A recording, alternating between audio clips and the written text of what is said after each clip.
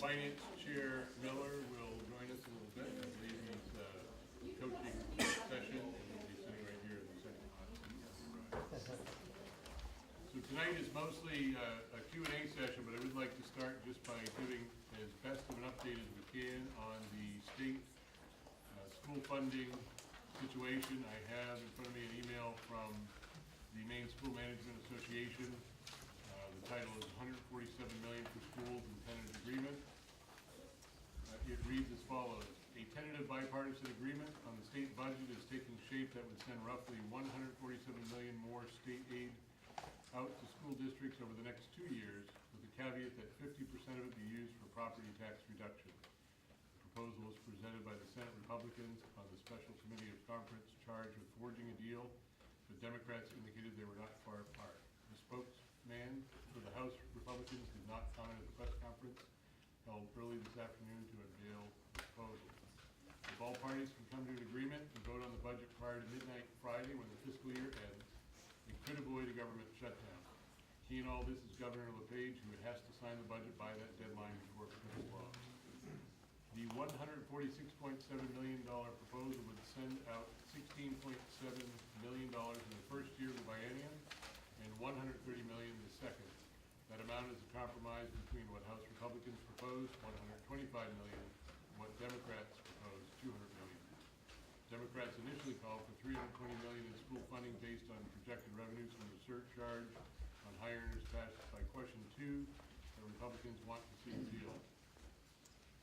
A quote here from Senate President Michael Thibodeau: I truly believe we are going to be successful and get to an up or down vote before the close of business Friday, said Republican Senator Mike Thibodeau. Democrat House Speaker Sarah Gideon agreed. Gideon further stated, there are many things we agree on here and our spending number is incredibly close. I won't read the full article. I guess the good news is, well, the bad news is we don't know yet today. We had hoped we would know by today's budget meeting where the state would be at. We do feel that they've come closer, and I guess as far as better than a rumor now, it appears that if there is an additional $17 million headed our way, depending on how both sides agree, that would definitely affect the assessment that goes out to the town, because that would affect basically the funding side of the formula.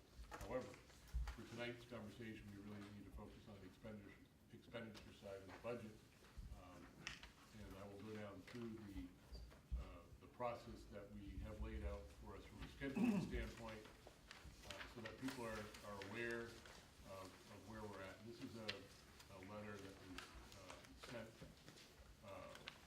to Karen from email dated June 20th, and it's really just a clarification of the dates.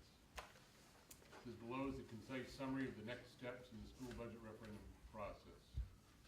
We have to hold another budget meeting 10 to 45 days after June 13th, as early as June 23rd, as late as July 28th. So that is basically today's workshop and conversation. Second bullet, the budget validation referendum must be within 30 days after the budget meeting. The budget meeting warrant must be posted at least 7 days prior to the meeting date. The budget validation referendum warrants must be delivered to the towns at least 14 days prior to the referendum date. Until a final budget is approved, the RSU interim budget is the budget that was approved at the June 8th budget meeting. That being said, it would not be prudent to spend in accordance with the budget because the final budget may be lower. If one of the towns needs to commit taxes before a final budget is adopted, we may make, hold on a minute.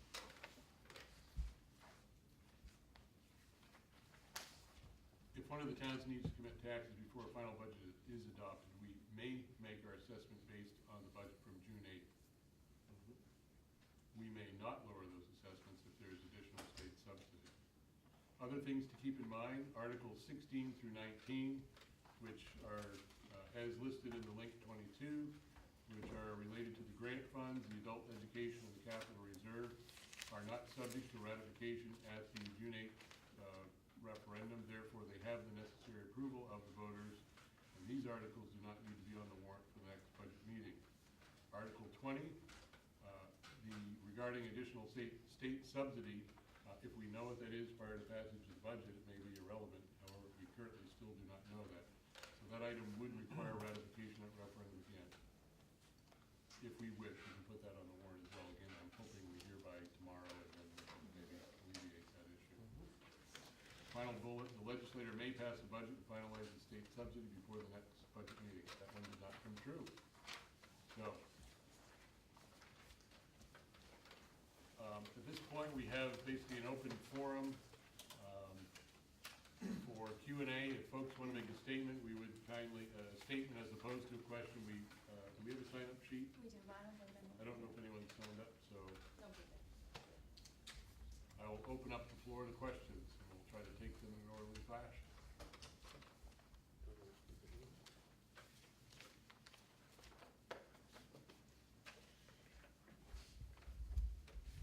Questions or concerns? Questions or concerns?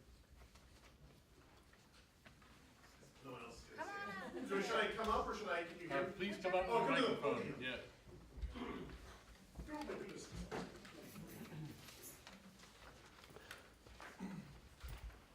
So actually, I just thought of this question since I wasn't thinking we were asking questions.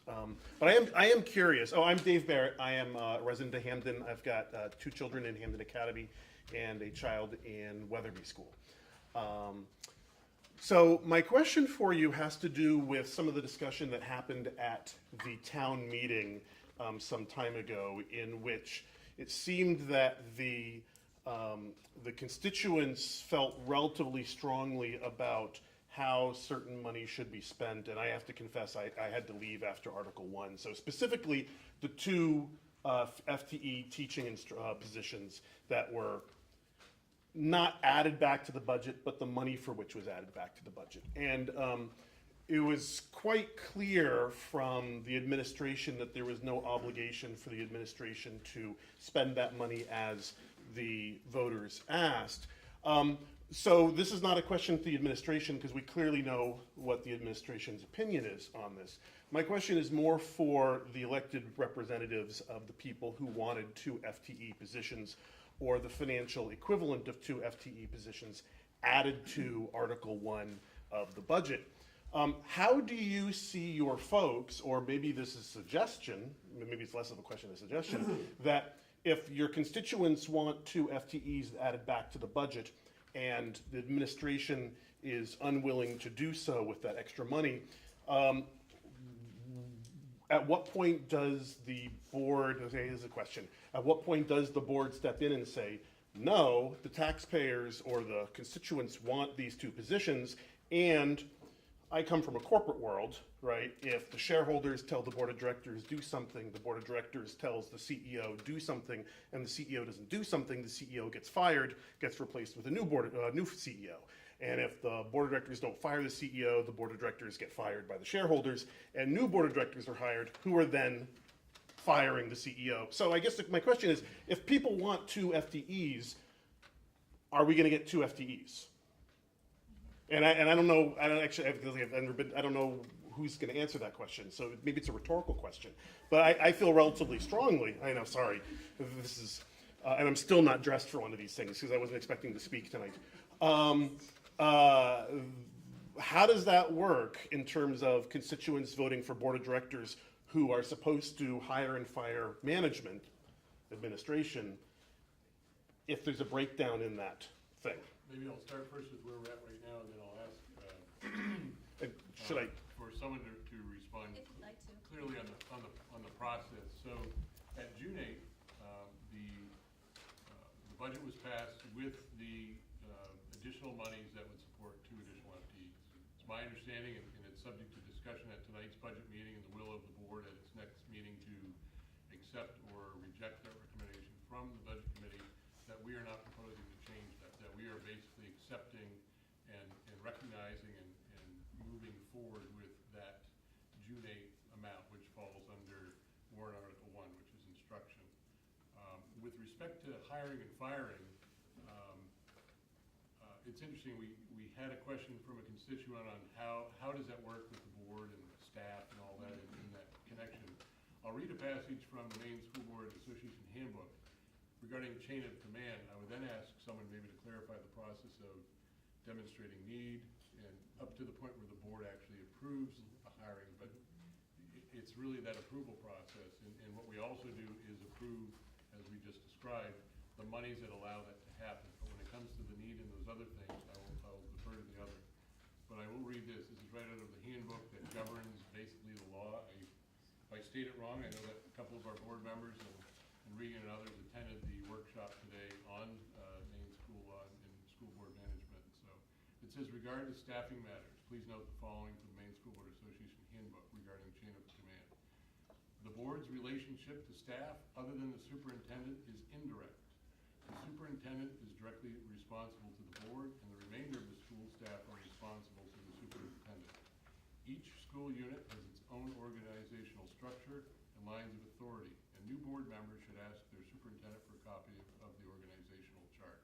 It is very important that board members understand and observe established lines of authority in their dealings with school staff. Generally speaking, if a board member has a question or concern about school operation or personnel, it is best directed to the superintendent, who can address the issue appropriately within the lines of authority.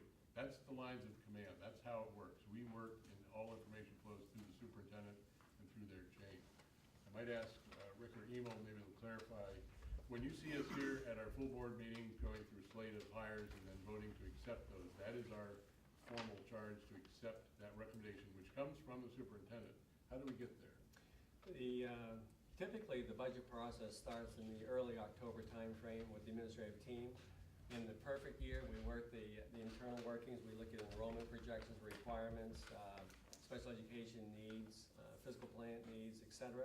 Who to back up and explain what the full administrative team is for that Good process? point. The full administrative team is the building principal, assistant principal athletic director, director of technology, director of adult ed, director of gifted and talented, the assistant superintendent, the superintendent, that group, IT, yes, thank you. From October to about March, that 5-month period would allow us to look at the strategic plan of the board of directors, which is a very key document to guide us in the formulation of that budget. In the perfect world, typically in mid-March, we then know the state figure. So we have the expenditure side, then we have the revenue side. Then we always look at, with a great deal of detail, the 4 towns and making sure that we're responsive to the percentage of increase or the adjustment in the assessment of those 4 towns. So for example, if you have a local increase of 3%, that percent you have to look at each individual town, and you have to look at the equity and the sense of realism there. In the mid-March timeframe, we have our first public meeting of the budget committee where the administrative team presents the first draft of the budget for the following year to the budget committee. Mid-March to mid-May, that 8 or 9 weeks is when the budget committee, much like we're doing tonight, asks the questions. How did you come up with these recommendations? How did you come up with these needs? I heard this. Can you speak about that situation? Back a couple of years ago when we had a district budget meeting where there was money voted from the floor to increase a budget line, the budget passed in the referendum. That was a very symbolic year that year as well, because there was great advocacy to reinstate the positions that we cut. We did not do that, and I can give you through memory that we actually had a situation at Weatherby School where our student-teacher ratio was 26-1 in grade 5. So we then used the money to hire another teacher in Weatherby, and that was the greater need. So the bottom line is the administrative team that I just described from October to March puts the budget together. We look at our strategic plan. We have other rubrics. The administrative team looks at health and safety, student-teacher ratio, special education needs, 504 needs, and et cetera. And then we'd like to think in the perfect world come March that is a very reasonable budget. There's what I call student sensitivity and taxpayer sensitivity, and that's the goal. And then the March to May timeframe is the budget work, and the budget committee then recommends the board to the board of directors in the mid-May, and that brings us into the June district budget meeting and the referendum validation vote. John? I thought that what Rob read was very informative, but also a little bit lengthy. I've been on the school board now for 2 terms. This is my last official meeting. I'm over tomorrow. But what I learned at either my first or second meeting is that the job of the school board is not to manage the schools, but to see to it that they are managed well. And the only really official act we can do with reference to managing the schools is to fire the superintendent, which, by the way, has happened 2 or 3 times in Brewer in the last 5 years. But that makes a rather chaotic situation in the school department. I'm going to suggest that we, in fact, hold to that increase in warrant number 1 for the additional teachers. But I don't think that we can hold an axe over the superintendent's head to force him to hire either particular positions or particular teachers. That's really up to the superintendent with consultation with the principals. And I can just say from my perspective, because I'm not speaking on behalf of the board, I'm speaking on behalf of me as a board member. I too would support keeping the funding in Article 1, but I do rely on the admin team to advise as to where the need is. And we did ask tough questions of the admin when they proposed that they would not be filling the 2 vacancies and they would be cutting that 0.5 FTE of art. And we felt comfortable moving forward with the budget. But June 8th, the voters spoke, they reinstituted that money. I would like to see us, again, seek some input from admin as to where that FTE is going to have the greatest impact. And it might be at Hampden Academy, but it might be another school or another grade. And I would hate to pigeonhole us so that we're making a commitment to you saying, yes, we will reinstate world language and art and English, and then we have huge issues within Weatherby or Wagner where we're not able to meet that need, student need, and it may have a greater reach, meaning it would impact more students. So I understand and appreciate what we heard on June 8th, but I also don't feel comfortable from my perspective to try to dictate that right now, not knowing the circumstances we're going to face late August. Dave, was that your first name, Dave? Yeah. You asked a great question. I'd like to elaborate a little bit more because I have the budget booklet. Other things we have to take into consideration, as you probably know, we have 2 collective bargaining contracts. We negotiate in good faith, the Teachers Association and all those, the support staff. We also have the annual increases of health insurance. This year, for example, is 5.5%. Approximately 80% of our budget is fixed with respect to salary and benefits. So when you have your budget development process, you know 80% is fixed, meaning that if you don't want to alter that, then that's a given. We also work with a lot of statistics. Our per pupil costs, I've shared publicly before, we're approximately $1,300 below the state average right now. The local per pupil costs, all 4 of our towns are considerably lower than the state average. So those are indicators that we keep a close eye on from year to year. We break it down by categories, so we know what the percentage of our monies to regular instruction is as compared to the state percentage. We know that many people are looking at administrative costs. We look at administrative costs on RSU 22 as compared to the state. So we're obviously looking many times in correlation with those figures to make sure they have the balance that we believe is true and important to the taxpayer in the district. So there's a lot of components and moving parts in that October to March timeframe again to bring you to the point of completion where it is a very sensitive budget and aligns somewhat perfectly with the strategic plan, which is, getting back to John's point, is the direction of the board of directors that is directing the superintendent to meet the targets that are articulated in the strategic plan. I also want to just add a little bit about what Rob and John said, where they did a really nice job of summarizing what the official relationship is. But I want to make sure that you understand that we're not passive recipients of this information. So there's a lot of back and forth that goes, and we're able to really ask great questions, and the administration is always willing to give us answers and data to support it. And so I want to echo what Karen said, that we really, there's moving pieces to this, and while we hear what the constituents say, but we also have to trust the data and the information the administrators give us in making this decision. We want to make sure that the money has the greatest impact. Good. I'm sorry, I shouldn't have walked over, I'm sorry, asking. This is, sorry, Cameron, I don't know what to say. Hi. Follow-up question, Dave. Yeah. Sorry. Love you too, Dave. So then my follow-up question is, what's the likelihood of our getting to the next one of those big town meetings, which was awesome, and having people vote down item 1 again because, for instance, the 2 FTEs that, again, and I can only speak from what people specifically said at the meeting, there was concern about the 2 FTEs. So let's say that the money is placed at a different school where the need is greater, I can understand that. And then we get to our next meeting and people say, no, we still want those 2 FTEs, Right, and so, I mean, I guess, what's the likelihood of our getting those 2 FTEs back in so that we can actually move on with our lives and not have these meetings over and over again? Because like you said, they should have been done, I mean, we should have been done a long time ago. No, I don't, I think that we have to, to each his own as to Yeah. why they vote Yeah. whatever way. Clearly. I'm not sure, why people voted against. Some people voted against because they wanted us to commit to reinstating those 2.5 Right. FTEs. They wanted that commitment on June 8th and they didn't get it. Some they wanted local, costs to decrease. Right. And they thought the budget was too high.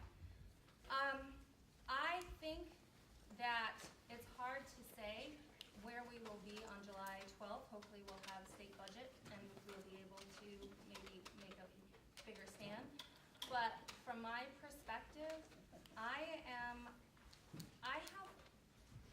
question somebody who would vote down a budget simply because we can't reinstate or commit to reinstating 2 FTEs that impact less I agree, than I voted for the budget, I thought, I less mean, than yeah, 100 so, students. yeah, Less than right, 100 right. When we could reinstate 2 FTEs that could potentially impact hundreds of Yeah, students. yeah, So if it's about the students, I struggle with that. Okay. And that's from my perspective and me as a board member. okay. And that's there, to each his own. And if the need were to change over the summer due to change in staff resignation, et cetera, that need will impact the decision of how to spend that money during the next fiscal year as well.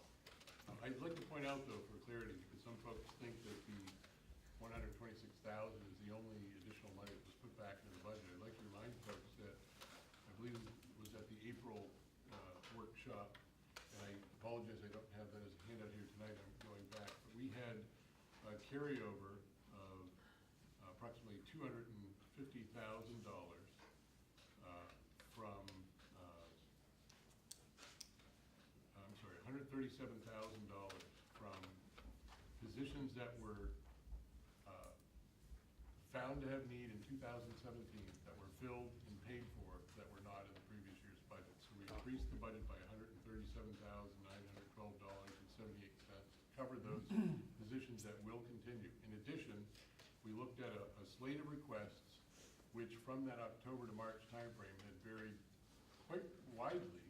And I can say started off as a larger wish list, worked its way into a reasonable balance, as Rick said, between absolute need and taxpayer desire. And I think, I guess I'd like to say that we had an almost equal turnout of those that opposed it because it was either too low or too high, with those that were not opposed to that voting for it shy of by 70. So I would say we almost, unfortunately, created a budget that was nearly split down the middle to the point where it was not unfavorably weighted to have easy passage. So here we are, and that's okay. It actually allowed for more dialogue. We also added in fiscal year 18, $110,997.23, which is the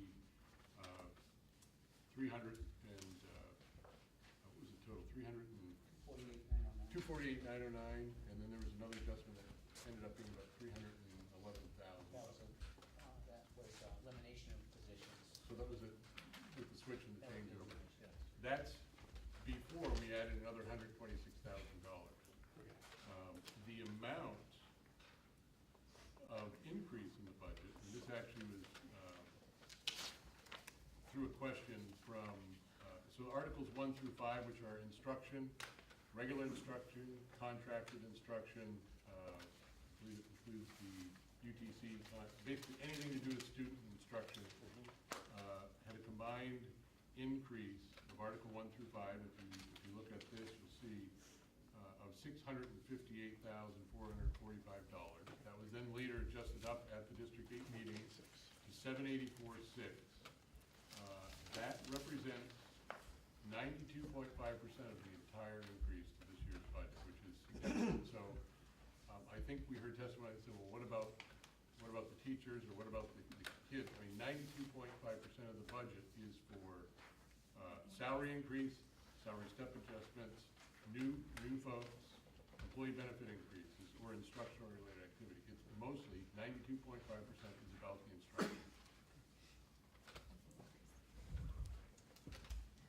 Did that answer the question? I think so. I think, are we, forgive me, will we ever actually get a head count budget, or do we just get the stuff that's in the thing that's printed out that says, here's where the changes are?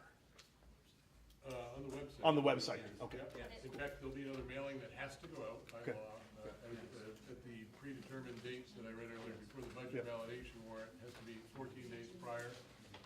We have established our next district budget meeting, July 25, and the referendum validation, August 1. Okay. That follows the July 12th board meeting where the board will ratify what I call Budget 2, and then there'll be notification the next day. Perfect. So on our website is the budget that we took to the Yeah. budget referendum. We do not have an updated line Correct. item with the June 8th budget. That's correct. That's correct. And is that going to be something that we will be doing What I before would the say is 12th? whatever the board endorses on July 12th, then that will be Budget 2. So that will be online. Yes, well, yes. But Cool. tonight, Karen, they have that budget, it's on the table and. It is adjusted? Yes. That this will is- have right here. financial So there, and that's a handout? Yeah.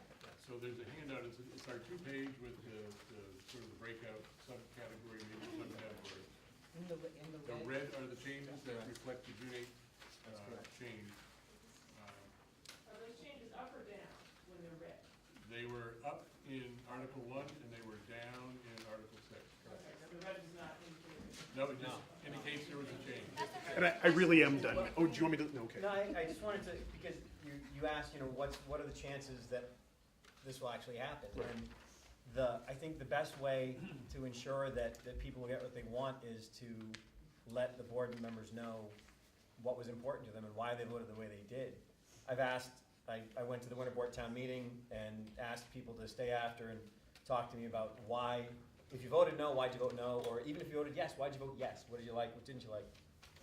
And I got some responses, but honestly, I didn't get a whole ton of responses.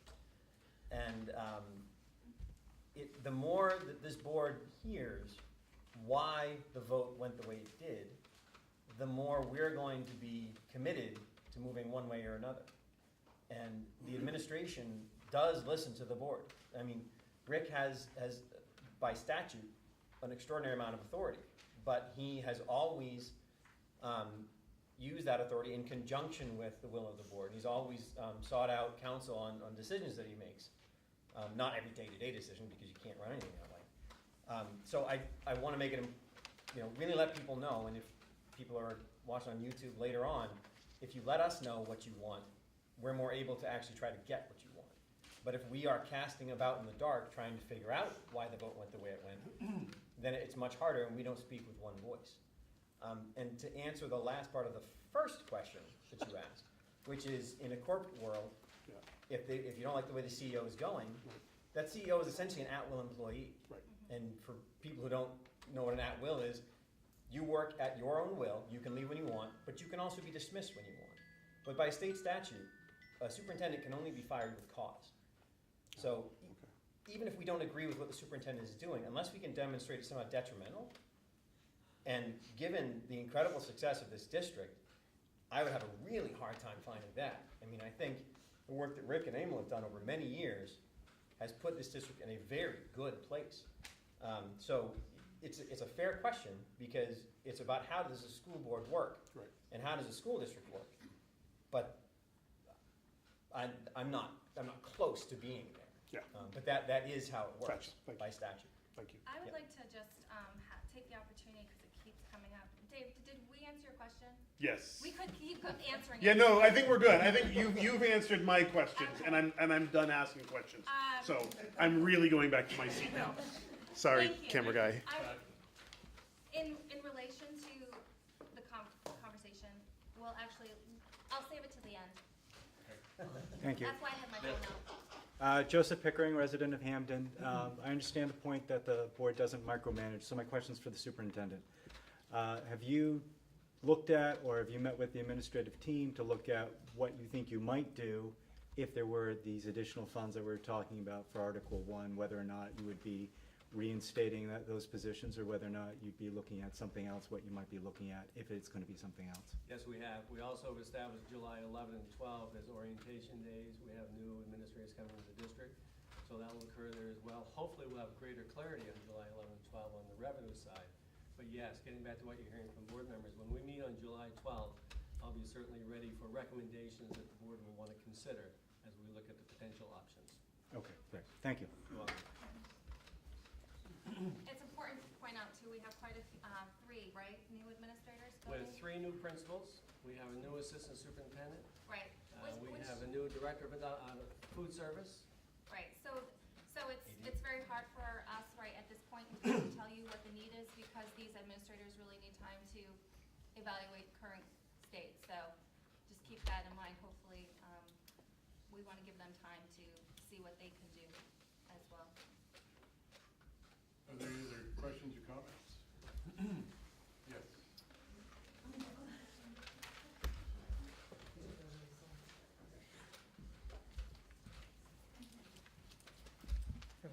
Heather Haskell, Hampden.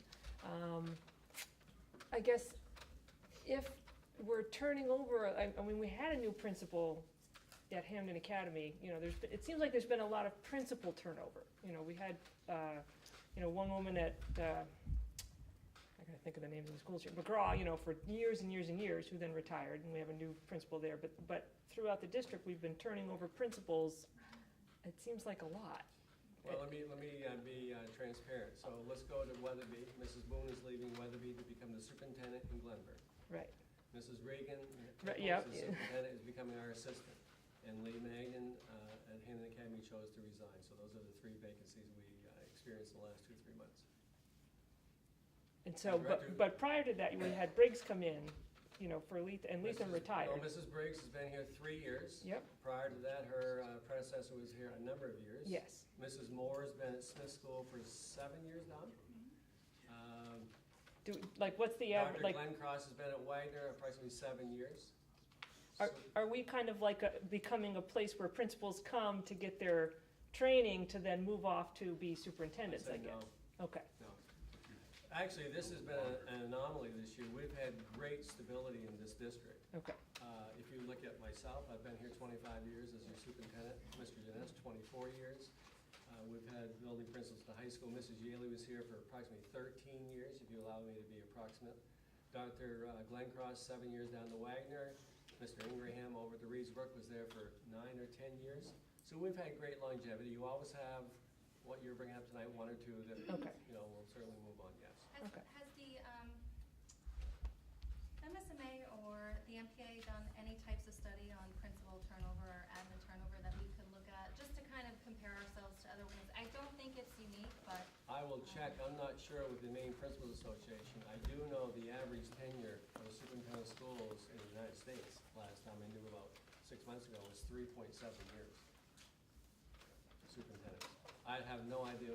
Any principals, do you have any knowledge with respect to what the tenure is? I know Gordon Donaldson, he used Yes. to work at UMaine, did a survey several years ago, and within that 3 to 5 window is pretty typical. 3 to Mrs. 5. Sears, our new principal at the Weatherby School. So. I also think we have had the fortune of having this longevity, but we're Yes. also coming into a new culture and a new time where staff turnover is happening, as well as we have a very aging state without the next generation coming up to fill all those slots.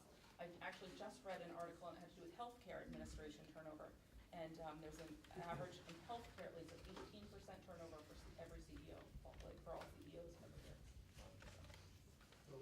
I would point out that, in fact, I've been on the board for 6 years, and during that period, we've had 1 principal turnover. And I imagine in the past 10 years, we've perhaps had 3, and so that tends to be an average of 1 every 3 years. This year is what is called a statistical fluke, Yeah. because 3 different principals, for 3 totally different reasons, have decided to move on to something else. And so this year, rather than having 1/3 of a principal turnover, we happen to have 3. But I'd say, I mean, you hit on an important point. Like, there's a lot of institutional change going on right now in our district and on the board as well. You know, we have the longest serving members are no longer a 12 or a 15-year board member, but it's a much shorter tenure right now for those of us who are on the board. But I think it also points to the strength of the hiring that's gone on with administration over the years. That Regan Nichols was hired as the Reedsbrook middle school principal, and then she was an excellent choice to take the position she has now. Tina Boone was hired to be a principal, and then she was chosen to be a superintendent somewhere else. It's because of the skill sets that they brought, you know, to those original jobs, and also as they move on. So I think it's also something of a testament to how strong the district has been led as well, at the same time. And maybe getting back to Dan's earlier comment about the board interaction, I will say from the committee standpoint, from an ad hoc standpoint, when it comes to hiring and looking at candidate search, I know that everybody in this room, I believe, or the majority at least, have actually sat on 1 or 2 or 3 person search teams that have assisted the staff with going through and vetting through the resumes and providing input to the process, which ultimately comes to us in the form of a recommendation that the full board has to approve. So again, to Dan's point and to his question from another constituent, sometimes the decisions that you see at the board that appear really quick, and I think someone asked if we were deliberate, do we really think through those? Some of those have taken months to come together. When you hear second reading of a policy, we've probably heard it more than twice. We've probably heard it, many of us in the policy committee, some of us as sit-ins, some of us as actual members. We've bounced it back. Sometimes if it's not ready for that reading, it goes back and comes back as the approval of the second reading. I mean, these things are not taken lightly. We do a lot of homework, but the formal action does occur at the full board meeting. So again, this is a workshop. This is kind of what happens in every workshop, whether it's the education committee, athletics, or other. This is how we work. There is no mystery and no surprise. It's people sitting around the table trying to do the best for the district, the students, and the teachers and the staff. Keeping that in mind, there are 2,400 or thereabouts students and about 400 employees.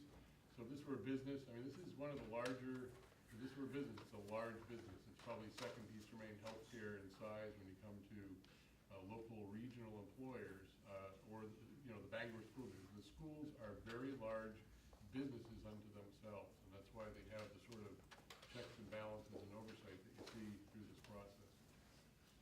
One thing I did ask Emil to share if he could, since there is a glimmer of what a number could look like, it doesn't affect the budget, it affects the revenue side, which would affect the town assessments. Emil has a spreadsheet that he has kept alive that sort of tells us what would the impact be the local share. If we were to plug in plus 16.7 million instead of minus, was it 9.8 or close to 10 million, what does that do to the local share? And I put him on the spot, so if there are other comments while he's doing it. Didn't we have a question? Oh, there we go. there you Sorry, go. go ahead. Hi, Lisa Kelly, I'm from Hampden. When we had the last meeting in the gymnasium, I had brought up the fact that there's a group of kids in the high school that aren't getting service, and it's the 504 kids. And my numbers may be off a little bit, but these are the best that I could gather so far, is that there are about 60 kids just in the high school that have 504s. 504s, if you're not familiar with them, there are accommodations that are needed for, it could be dyslexia, it could be ADD, it could be, it could be anxiety, it could be depression. There's a vast majority of reasons that a child has 504s, troubles at home, etc. And these are a group of kids that really aren't being serviced. They're kind of being farmed out to their teachers, so a kid with anxiety, so to speak, has to go to just conquer their fears and has to go and have that rapport with their teachers one-on-one. Or the child with ADD has to, remember to go, and they're not having one person that they possibly could have available to them to help monitor and help make sure that their 504s are being followed. I know that the guidance counselors are basically responsible for the 504s, but if you talk to your guidance counselors, they're inundated with seniors, they're inundated with their social workers, they're inundated, and unfortunately the 504 kids are kind of not high on the, or higher on the totem pole. So what I would like to recommend to the board, that I know, has one study hall monitor already been hired? Because I know that it's in the budget for 2. We're in the process, Lisa, matter of fact, I met with the principal today, looking at replenishing those positions the next 2 or 3 weeks. And I'm actually glad you brought up your point, because I've given a lot of thought to your point you made at the district budget meeting that night. And it gets back to Dave's point, or question you asked earlier. And certainly, you've outlined it correctly. The guidance people are certainly the key people overseeing the compliance issue with 504. Obviously, that's a requirement that we have to abide by, and more importantly, for the benefit of the children.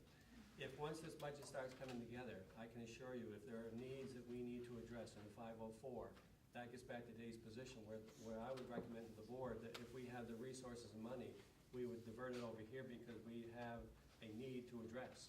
So, your question, if I remember correctly, the district budget, we've never had a 504 coordinator.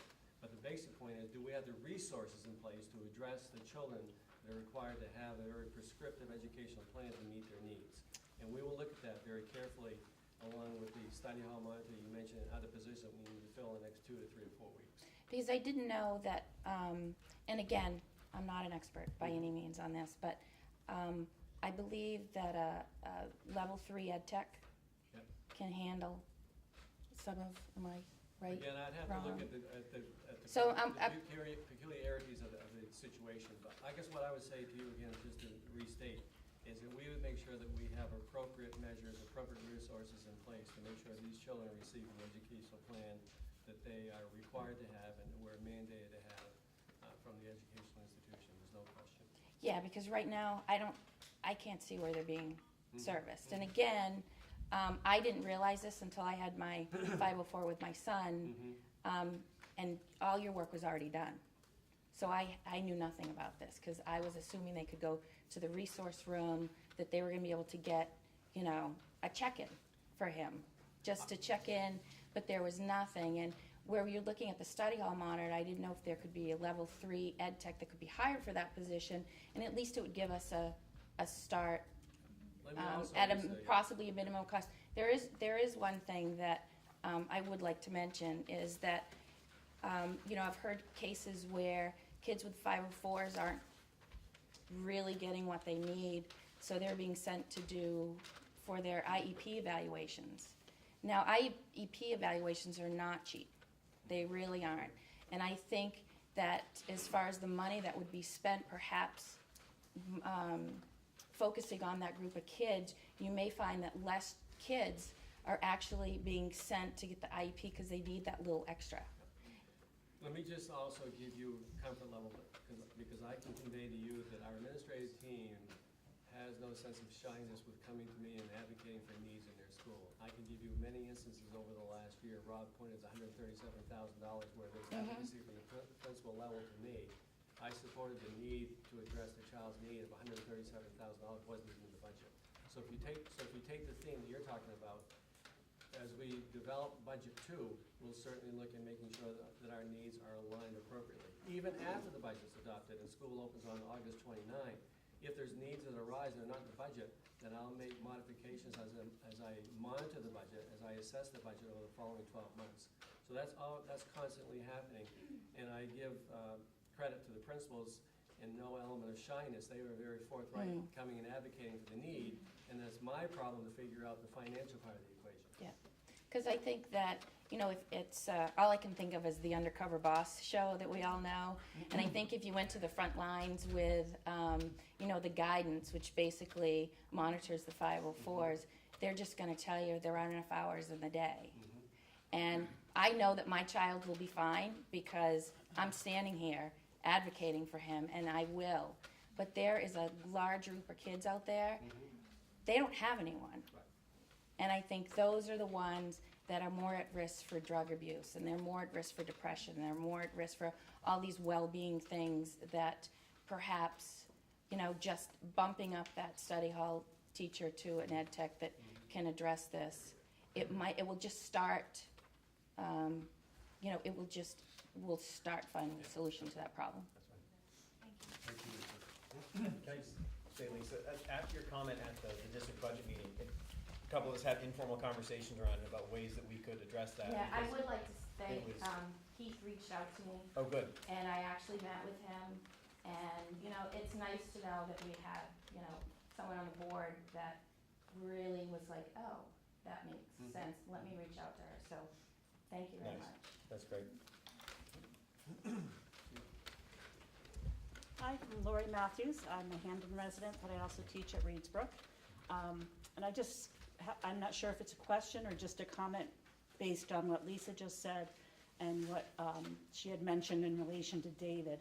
And I don't see those as the same thing at all. You brought up that what she was mentioning about the 504 need and looking at that for next year is a perfect example of what you addressed with David, in that if we put more money back in at Article 1, then we can allocate it as we see fit and as we see a need. But what Lisa's talking about isn't a new need. It's not something that's just popping up now that now needs to be addressed. It's something that hasn't been addressed in a substantial form for a while. At Reedsbrook, we had a ed tech that was our 504 person, and ed techs were rearranged. We don't have that at our school anymore. It's a guidance function as well. So I'm people that know me, I'm visual, but I look at this as kind of a little whack-a-mole kind of game, right? It's, whatever head pops up, we're gonna, club it with whatever we have at the time, but then the next head pops up out of the ground. So I just kind of wanted to point out, I guess, that I don't see those as the same kind of process, I guess. So I just want to mention that. I think what you just described, though, does explain some of the decision-making that goes into the process.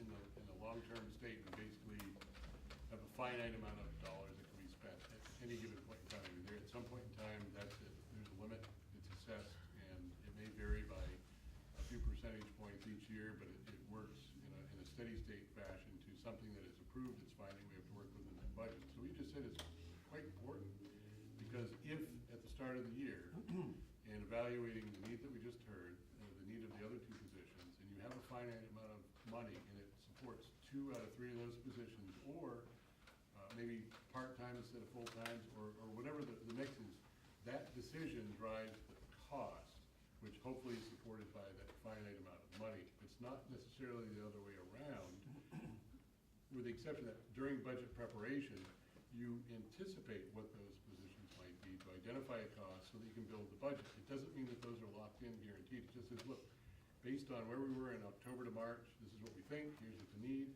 If it's a filled position, you know what that number is carrying forward, you make adjustments for benefits and step salaries, et cetera. But that's with 2,400 kids, with enrollment changing, with tuition coming in, with the pre-K situation, with 400 employees, it's a pretty big moving target, and it gets looked at pretty heavily. So. Were there any other questions? Or comments?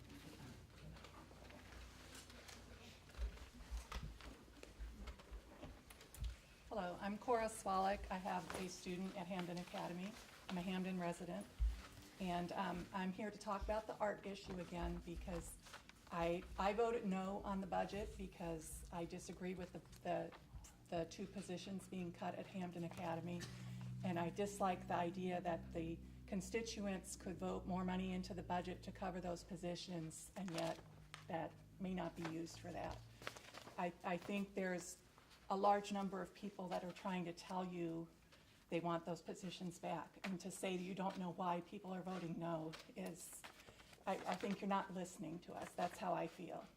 I have an email from the art department, and it went to Mr. Lyons, and it went to the outgoing and the incoming principal at Hampden Academy. It did not go to the entire school board. But they mentioned that there were 293 students that signed up for art for this coming year, for art classes. And if you're going to cut a half position where there's only 1.5 position to begin with, that's close to 100 kids that are just not even going to be able to be scheduled into art. So Karen, when you say there's less than 100 kids affected, I would disagree with that number.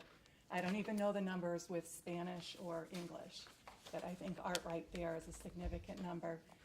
My understanding is they are already scheduling for just one full-time art position, so kids are going to already be scheduled out of art, and to add in a half-time art position later in the summer is just going to wreak havoc on the scheduling at the high school.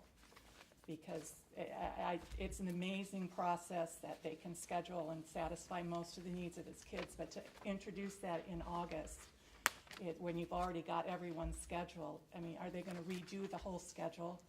So I actually met with my daughter, who is trying to take the advanced art, and the classes aren't there. And I asked a question as to how many students were satisfying their fine arts requirement with the art classes, and nobody seems to be able to give an answer to that. So again, I question that there's students that are not going to get that fine art requirement by taking art classes. And yes, there's a lot of music classes, and there's a few other classes, but I think you're doing a disservice to those kids, their students. I'd like to see actual numbers. But I would hope somebody on the school board might approach these art teachers and talk to them. They're very willing to talk about what they see as what's happening, and I don't know if anyone has talked to them. We know where the administration stands, but I feel like you haven't heard the art side. And, the other question I have is, you keep talking about, well, if needs come up, how would you deal with these needs if that extra money hadn't been budgeted back into the budget? Because there's always going to be things that come up over the summer, change in student population, so even if the constituents hadn't voted that amount of money, because you keep saying that amount of money for those two positions can be used for whatever. If you didn't have that money, essentially what's on the chopping block, or potentially on the chopping block, if you didn't have that money? In 2017, to answer that question, we actually had to incorporate, I believe it was $137,000 that was not in the in the 2017 budget, that was used to pay for instruction in Article 1 that had not been budgeted. So basically, we had to, when you talk about what had to be cut, it came from other categories. It had to come from other warrant articles. But I'm asking, at the town meeting where they put back that money into the budget, if that hadn't been put back into the budget and you needed to change stuff, because what I'm hearing is that you might need that money for something else. Well, that something else would still occur whether or not you have these other positions. You have to make concessions elsewhere to occur in the budget. A typical example would be, in the course of the summer, we hire approximately 20 teachers. When you develop the budget based on the salary those people are sitting in the positions. And let me give you an example. If a person leaves the district making $43,000, we hire a teacher making $65,000 with full family benefits, you could have a $25,000 swing on one hire. And if you go over 20 positions, we could either be the plus or minus $150,000, $200,000 just with hiring practices. So then the question becomes, where do we then offset that in the budget? Then we take that discretionary spending, I'll call it, maybe a fiscal plan need or whatever, and we then put that on hold for the next year. So that's how you manage the budget. We don't have a contingency line that we did up until 2 or 3 years ago. So that's why the oversight of the budget from day to day or week to week is very invaluable, because you need to know the moving parts that you're bringing up tonight. So if there's a need that develops later in the budget, we have to address that in the budget as an aggregate. I don't know the numbers, but my impression is the newer teachers without years and years of experience are going to be your cheaper hires. Well, not necessarily. I'll give you a good example. The new teachers may be lower on the scale, but usually and customarily they're coming with a family health insurance plan that is around $20,000 the district pays for the health insurance plan. That gets back to the question asked earlier. The collective bargaining contract is secure. So that new teacher, that may be, yes, on step 5 at $38,000 to $42,000, but the health insurance benefit is probably going to be much more robust as far as the district expense, because the person that left probably was a retiree that might have been carrying single health insurance. But I guess what I'm hearing from you is you're anticipating there's going to be this, just for a number, 130,000 that you're going to have to come up with. Mm-hmm. Well, if that hadn't been put back in for these two positions, you'd still have to come up with that somewhere. And that's what I'm asking. Was in last year's That was budget. last year. Last year's budget. We ended up at the end of last year having some extra money, and we had some needs for about 137,000 that we. Okay, so that was last year. That was last Yes. year. Right. But So you we could have potentially increased- have that again this year. The budget from last year to this year, and this is the adjusted numbers, the budget has increased by $847,730.89 from last year's budget. We have put close to, I mean, it's shy of $1 million into the budget over last year's budget, $847,000. Mrs. Wells, where's Mrs. Wells? Lynn, how many positions do we have in the budget for outside district placement? We have approximately 5 to 6. Okay, so let's say 5. So we have 5 slots in the budget for outside district placement. It's not out of reason to believe that we may have 7 needs that come into the district, unforeseen, that we have to then budget 2 slots at about $840,000 to $2,000. We then have to make concessions elsewhere in the budget. That's actually fairly common, because we don't know the student population that's going to come in the doors on August 27th or August 29th. But we have a budget that's secure, and then we have to have the flexibility to move the needs elsewhere.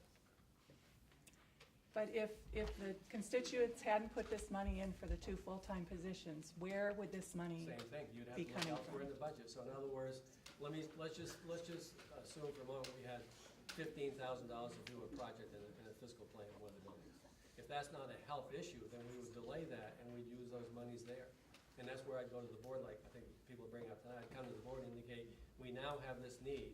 I'm recommending that we endorse the need and just recognize that we have the monies in the budget in the aggregate, and we're gonna have to look at managing the budget and moving the monies from one cost center to the next. It may have come from unallocated fund budget. I mean, some of that money in 2017 that was overspent by one warrant category, if it wasn't able to be taken out of another, say energy costs, say last year we spent less on energy, we could easily move that over. If that wasn't there, I mean, we increased the amount moving from unallocated fund from 439 to 540,000 to basically keep the local share cost down and make it 3%. Let me give you another example. A couple of years ago, unfortunately, we had 2 teachers out for the majority of the year for illness. Those people are out on earned sick leave. We have to hire a substitute teacher. So basically, we have 2 salaries for 1 position. We have to find those monies elsewhere in the budget because that was not known on September 1. If the teacher became ill on October 1, never returned, we had a substitute that we were paying, and we were also paying the teacher on sick leave. So there are I many understand you examples. can't anticipate everything, No, we but can't. No, I that's think I speak for some people that, when the constituents want those 2 positions back and they put money into the budget, but then they're just being outright told that you're not gonna put it into those positions. That's where I think That's people not have. what We're not saying that, Cora. We're saying. That's we're what I'm making a hearing. commitment. What we're saying is we cannot commit specifically to those positions, that any position has to be based on a defined need, and it has to be identified from within the folks that are sitting for a majority in this room. Well, I question And I hear you. the number That's that right. it's less than 100 kids or students. So I appreciate that, and you called me out on it. So if Rick looks at the master schedule for next year and sees that there's 100+ kids that did not get art, that wanted art, and we could say. So they're taking more than 1 year art, because they have to take the year of art 1 and 2 or studio 1 and 2, some combination as the prerequisite to the advanced art. So you've got that group of kids. You've got kids that are trying to satisfy their fine art requirement of 1 credit in high school by they're essentially taking the art 1 and 2 or sculpture 1 and 2, because they can't get into the other classes till they've taken a year. And then you're gonna have some kids that are just taking art because there isn't something else they wanna take. But I'm worried that you're not gonna be able to meet the needs of the 2 groups, the advanced art students and then the ones for their fine art requirement. And I would echo what you're saying, Karen, in terms of asking admin to take a look at it, but I would also just sort of add to that, take a look at the opportunity factor as well, because I think part of what Cora is saying and the point that actually Heath made kind of plays into it. We don't have a huge number of kids that are taking certain art classes, and we've heard from a lot of different people that there are schedule conflicts where somebody has to take something that is a schedule requirement or whatnot, and that's part of the problem. But we're not going to solve that part of the problem by removing a half-time art teacher. We're going to exacerbate that side of the problem. So now we're going to have fewer blocks of available time for somebody to even have the opportunity to take that art class. And by removing the half-time position, we could exacerbate it, and then when we look at the numbers next year, we'll say, well, only this number of students took art, but it was because the opportunity didn't exist. So even if you don't have 50 people in the classroom, if the opportunity isn't there, we know that we're gonna see fewer kids taking art. So I would just ask that as the admin team is looking at that they consider that the opportunity itself is important to give the kids the chance. I guess the question is, can we do better? Can we improve? Can we use that funding to provide more opportunities for the students? And if I recall, there was a statistic on schedule accuracy at the academy, and I thought it was close to 91%. Got everything they wanted compared to other schools and districts nearby that were in the low to mid 70s. So from a comparative standpoint, we're doing very well. However, But see, when I heard that, I don't Can we remember. do better is the question. Can we get to 100%?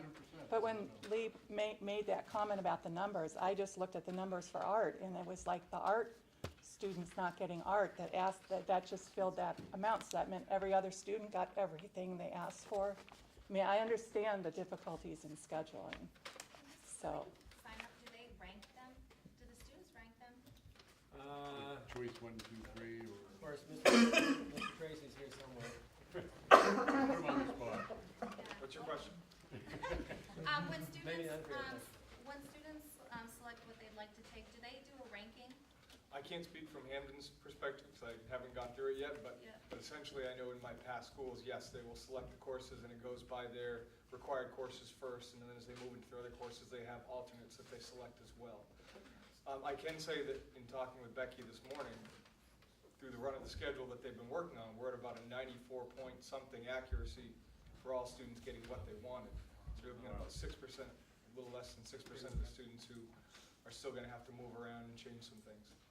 So what does that mean when we hear from Cora saying she has 200 and so many kids that didn't get art? I've heard 293 signed up, that's what I'm hearing. So what does that mean?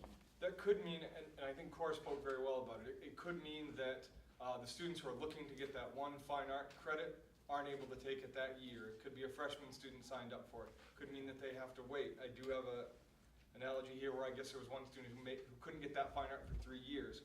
But on the other side of that, we are seeing a lot of students who are able to get that. But again, it depends. My biggest concern would be if we have a student who it's their pathway and their strength, can they get it? And that should always be a yes.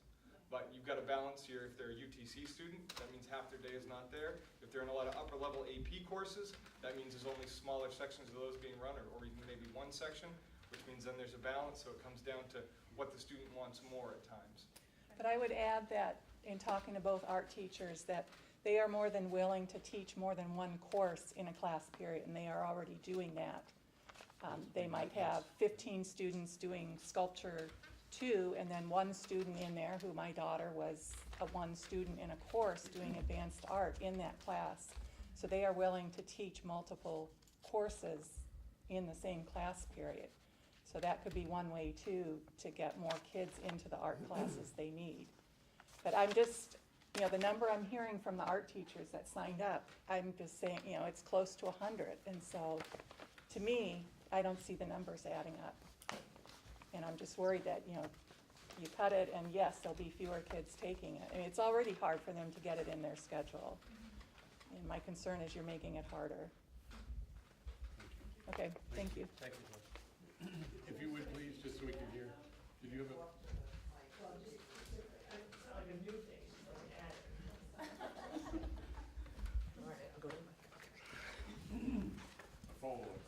Well, and I guess, I think a lot of you are probably here for art, but I guess I'm the person who didn't vote for the budget because I don't want art for 3 kids. If it's 293, well, then are there 25 in one class? When I was here, I don't know exactly when the date was, but we all sat here and talked about art again in this room, and it was asked, well, how many kids sign up for these extra classes that this extra halftime teacher? And the number was 3 or 4, And you're shaking your head no, but if that's what if that's what they're saying, 293 for 1.5 teachers might be 25 in the basic class, and again, you just told us 15 for one thing, and then one student wants this other one course. I don't really want to pay for one person's passion, because if we did that for all 800 kids, They're at the same time. yes, yeah, and that's fine. If it's one teacher at the same time, that's fine. But a second position to cover that extra for 2 or 3, well, you got to make cuts somewhere if we're not going to fund everything. Only 2 or 3, but I'm saying of 293 whether it's a maximum of 17 or 20 students in a class. Those art rooms are small. I don't know if you've gone Oh, in yeah. there when all the stuff is going on. And they're giving us the numbers though and saying we can cut the position and get 90%. You know, I guess I'm just gonna let you guys know that we're not all here to vote for art. So, you know, I understand cuts need to happen. I know that, you know, when you look at a kindergarten class of 20, you know, it's nicer if that's 15. I will say, and I will say that the 94% is based on having a 1 art teacher, not a 1.5 art teacher. Not offering it. Right. It's not on the list, I can't pick it. You're not offering it. I wanna Sure, make a but- point first. Where's Mary? Mary, GR, right there. Mary, correct me on this. The other thing that may not complicate, the other thing to add to discussion, Job Remain Grad's a new program coming into Hampden Academy this year. How many children are gonna participate in that, Mary? Ballpark. Yeah, I think it was 50 slots, right? Okay, so I just wanna make people aware in the audience. This new program is gonna benefit approximately 50 youngsters, highlight approximately. That's gonna make the scheduling even more complicated because that then locks them in with this selection and makes the scheduling even more cumbersome to us. I just wanna make sure people are aware this program has great credentials and research. It's a new program being introduced to Hampden Academy this fall from a federal grant. For free. Yeah, thank you. And I do want to recognize another question, but I do want to make sure folks heard Principal Tracy's comment about the schedule accuracy at 94.5% was based on 1.0 FTEs for art, and if that was a 1.5, that would obviously affect it. I don't know by how much, because it obviously is impacted by the recent comment about the 50 folks that may not have as much flexibility as others. The lady in the front row. Hi, my name is Mary Ann Royal, and I live in Winterport. And I just wanted to have an opportunity to speak to all of you who are making these difficult decisions. There have been stresses and strains on the budget ever since I can remember. But the reason I voted yes on the budget is that, number one, I trust you all to do the best you can. My children got an excellent education here, excellent. And I want that same education for every student that is in our schools now. And whatever it takes to do that, we got a warning out of our town office in Winterport that our taxes were gonna go up 6%. Well, if they need to go up 6%, I can make the adjustment in my budget, which is limited at this point in my life. So I just want you to know that there is support. And number one needs to be the students, number one, and the taxpayers need to come after that. So I just applaud what you're doing and struggling with. Every year you go through this, and I'm really disappointed in our community and that you didn't get the support that you asked for. So thank you. Allison Barabee, Hampden resident. And the following statements are my opinion of why the budget didn't pass.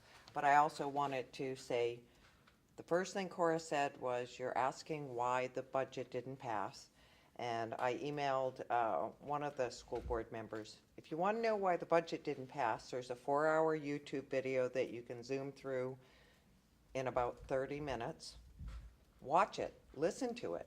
People stood up and talked to you. Listen with open ears, not defensive ears, and you'll get a whole list of what people's concerns were.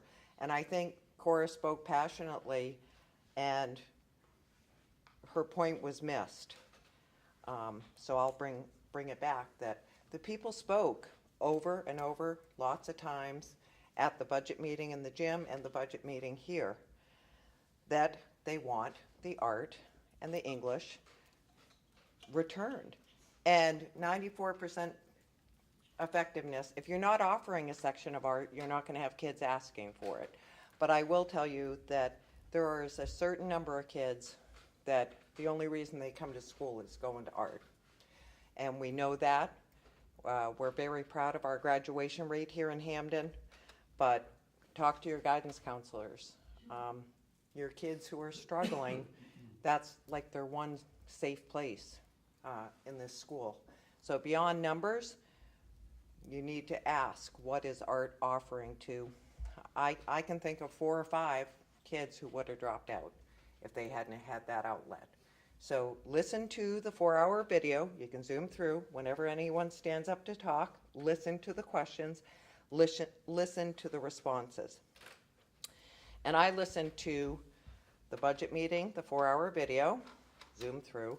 I also listened to the school board meeting that was held at UTC and zoom through. And that's another interesting listen. So you might want to go on YouTube and watch that. But the following things are what I came up with from listening to that video again. And the points that were brought up were, we want you to turn over any additional funds to the towns. Basically, what you're saying is, trust us as a school board, we'll do what's right. Well, trust our towns to give you what you need. I think that people here have said they're willing to pay more taxes, but there's bigger issues than the budget. It's not that they want to cut. They actually added money back in for those 2 FTEs. So people are willing to pay taxes if it benefits the kids. But if you want to know what people want it, the towns want the money, any additional funds, which could be significant, way beyond the $500,000 that was mentioned in the school board's offer to the towns before the budget. Turn it back over to the towns and trust that they're going to give you back what you need. Restore the teaching positions. If you listen to the 4-hour video and the budget meeting that occurred before the public hearing in the gym, that came up over and over and over again.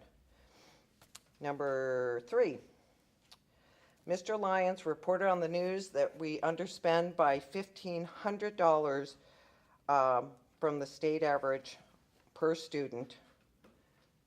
That, to me, has been mentioned in many videos, many statements. That's not something to be proud of.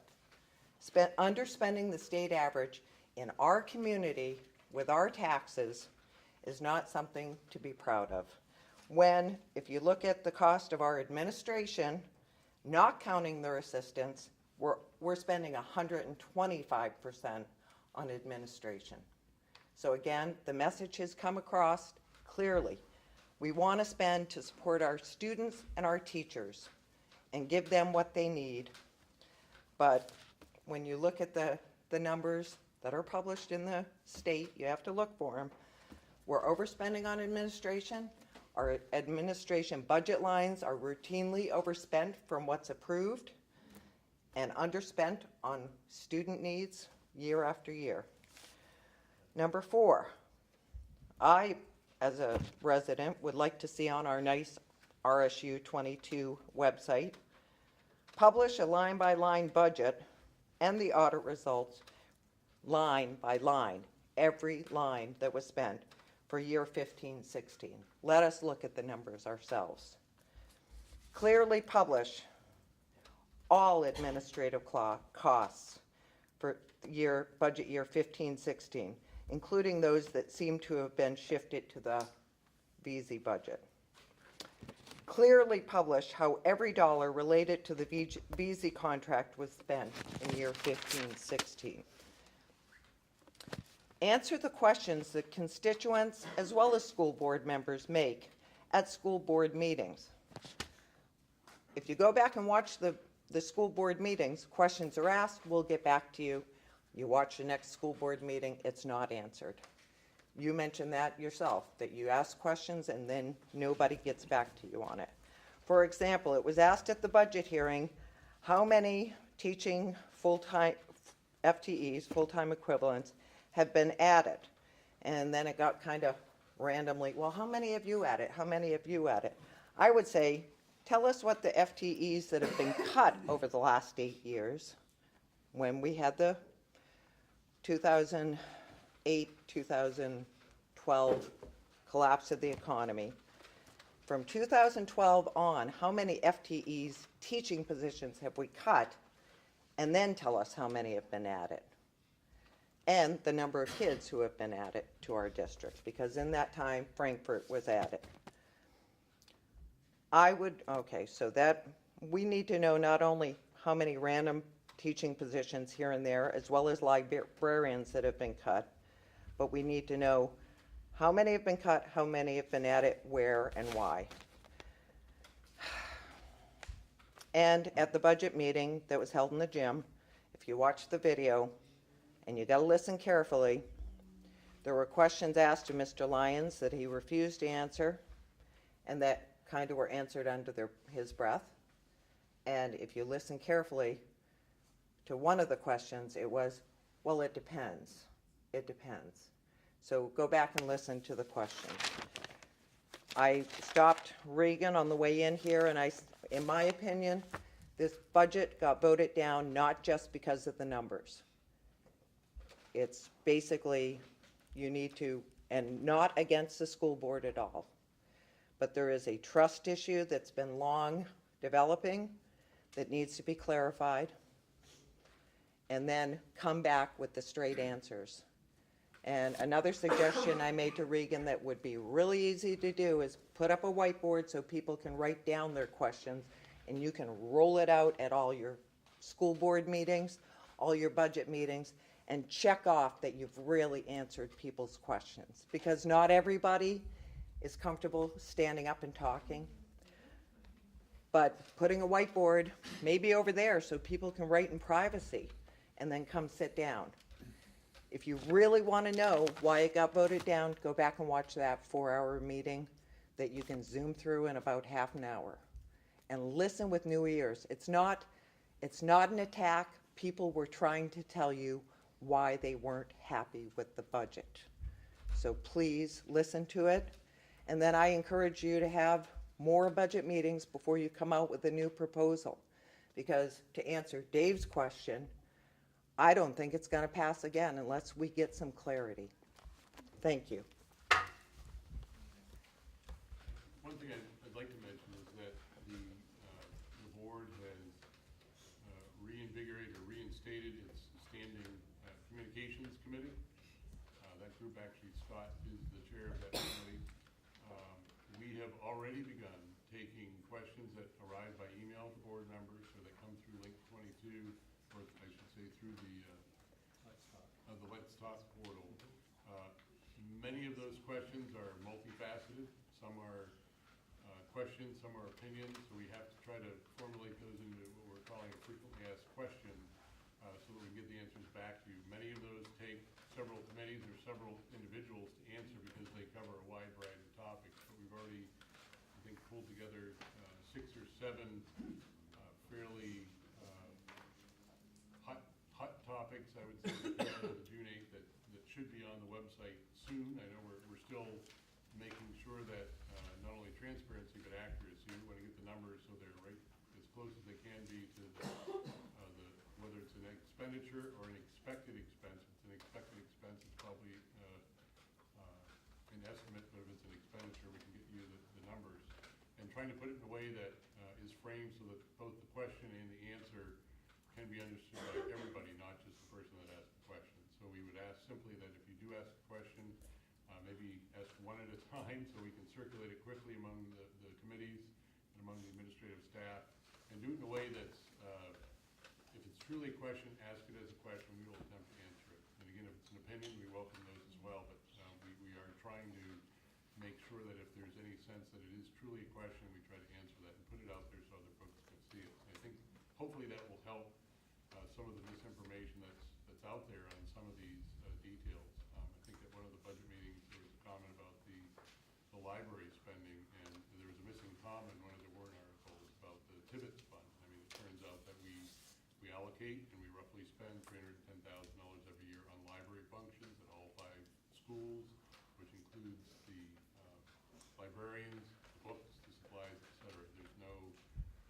mystery fund that allocated $1 million somewhere. It's basically going into the libraries and the people that administer those. Another question came up, and actually this is one that from the pre-K, it's a somewhat complicated question about the pre-K program. We've actually put together what I think is a very succinct response to that we will post that describes the Penquist program funding being canceled due to the fact that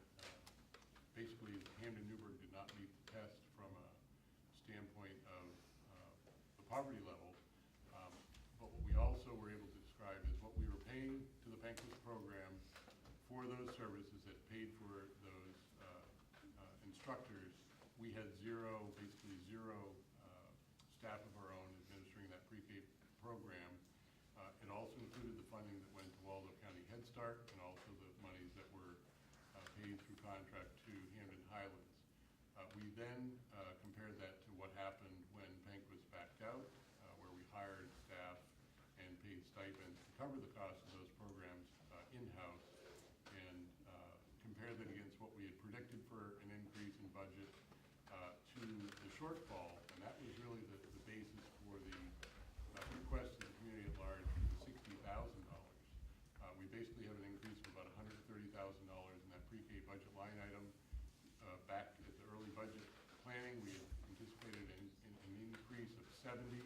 There's a perfect example of reaching back out to the community. We did not want to have to dig deeper, if you will, into other categories. We felt that we could find support for that, and in fact, we found to date, it's still 46,000. We're still sitting on 46,000. Mrs. Moore and I met today, so we're 46, reaching to 60.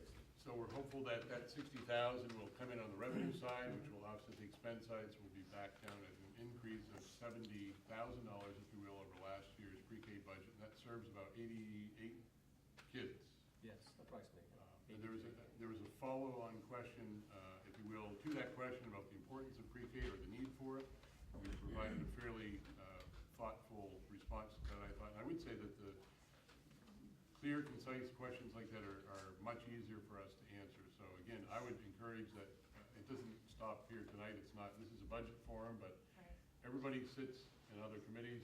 Many folks chair other committees, whether it's education, athletics, policy. We need to hear. Chime in, because we get revenue for pre-K. I was just going to add to I that. think we need to say that we get revenue for pre-K. I'm going to have John and Amanda and Scott help me on this, because at the communications committee, even the other night, we were talking about a number of things, and we stumbled on to pre-K somehow. And I shared with the committee that what's called our 279 that we received from the state, which is the fiscal document, that we receive approximately $487,000 annually from the state. And I emailed that to the board members yesterday. And Scott looked at me with a sense of bewilderment, and I felt badly because I did not inform the board, apparently, with a sense of transparency, that we receive almost $500,000 annually from the state to support the public pre-K program. And the 279, you can see it very clearly. And the first one, if you remember, the top line was $453,000 thereabouts. Then you drop down, and you have the disadvantaged child that is now 115% reimbursement. That's about $22,000. Then you get down to the assessment, about $3,000. That adds up to $487,000 of revenue. So that supplements the $60,000 Rob's talking about. But then that's not the most important part, what people are saying tonight. The most important part is the research of 4-year-olds being involved in rich curriculum. And you talk about a win-win for the children, and fiscally, that's a very sound program. I just wanted to reiterate basically the request that more detailed information be put on the website. Last year, Emil provided to the Hampden Town Manager a very detailed line-by-line item, and it had, the 2015 proposed budget, and then what was actually spent, the 2016 budget proposed, and what was actually spent, and then what was proposed for the year coming up. And that obviously showed both, the increases and the decreases, and it, was very detailed. It was very informative. And Emil, I believe, said at that, because I asked about it last year, and he said that would be something very easily to be able to be put up on the website and for that information to be put up and made publicly available. And so I would request that, that document, that type of analysis be put up so that people have a much better idea of what we're really looking at in terms of, where you did have to make the adjustments, where the adjustments were, and then what, we're looking at, hopefully will be happening for next year. That has been on the website since May 22nd. If you pull the homepage up, you just scroll down, many of the documents that we've talked about in Budget Committee meeting are right there. The one I'm talking about was like 20 pages long. This one, Joe, the one that's on right now is 49 pages. Okay, well, I didn't see that. It's on that, and also the audit of the 15-16 school year is also on the website. It's right on the front page, and when you bring it up, it's right there. Okay, and does that include what, obviously this budget's going to change, does that include the proposed budget for what would be coming up? Yes. It is in there, okay. This document right here. It doesn't include the June 8th. It doesn't include the addition of the June 8th. No, it does not include the June 8th, Okay. but it includes what was talked about at the June 8th meeting, yes. On a different document. The 49, there's 49 line-by-line page document that was the proposed budget brought up at June 8th. Right, we haven't updated that We have not 49. updated. Okay, all right, so that is on the website. Well, thank you, I didn't see it.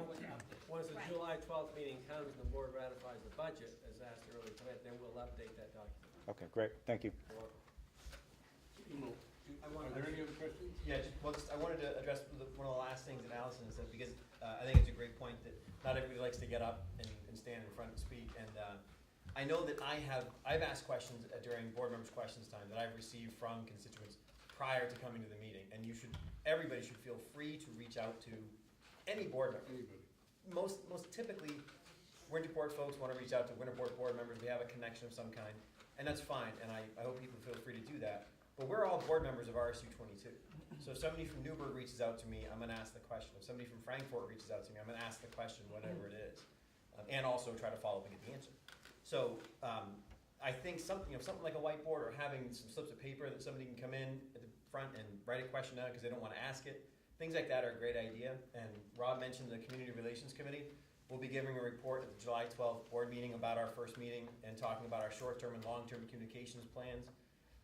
We already reached out to the town managers and asked them to put this meeting on Facebook pages and websites and Hampden and Winterport. And everybody did that for us, which is great because we're trying to find new ways to get people the information where they already get their information as much as we can. You might want to mention we use the alert system today. Yes, that's right. We also use the alert system, which that's actually how I found out that I forgot to tell my wife about this meeting tonight. She found out from the alert system, not from me. Not a win for me. But yeah, so we're trying to think outside the box and how do we get information to people's hands. That's excellent that you, is this working here? Sounds like it's not. Anyway. It doesn't magnify it, just that's all right. catches it for the camera. That's excellent that you brought that up. I like the idea of a large whiteboard because there are visual learners, and I'll just point out that nobody here can read anything over there. So I found it funny last year at the budget meeting that something similar went up on the screen, and it was at the same time that teachers were being assessed on their efficiency and effectiveness as teachers. It'd be great if people could see what is being discussed, and maybe those technical things can be worked out. We've also discussed at the town meetings that each of the town councilors has a microphone so that we can hear what's being said up at the school board level, because in the back you really can't hear what each person is saying. So from a communication standpoint, that is important. On the website, there's a one-page summary, the standard thing about the audit. What I am asking for, and what I'm asking for a commitment, I guess, tonight is, what was the data given for the audit to occur? We want the numbers put out in front of us so that we can see what was and what wasn't assessed. If you read the audit letter, it was a very narrow scoped audit.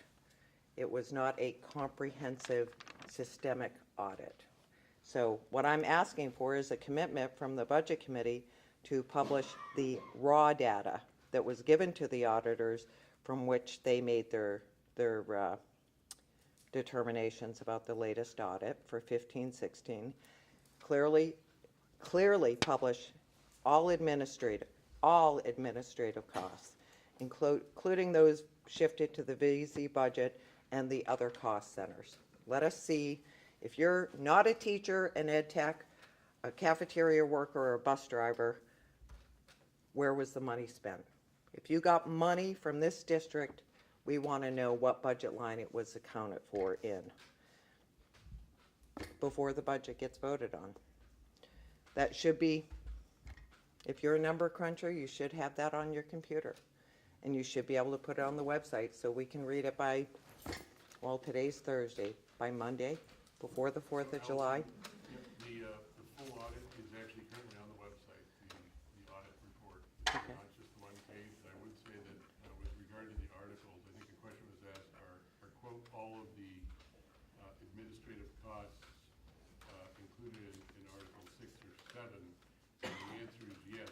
defined by the state for those categories. And it's important to realize that every one of the articles that we are using here are prescriptive by the state. We have to use those categories. There was a comment that, well, it didn't include the cost of the maintenance for the superintendent's building. That is a buildings and grounds. It falls under Article 9, maintenance operation of buildings. That's prescribed by the state as well. That would be equivalent to saying that the maintenance of all the buildings, because there's a principal in each building, should also be an administrative cost. The state clearly prescribes that all fall under Article 9.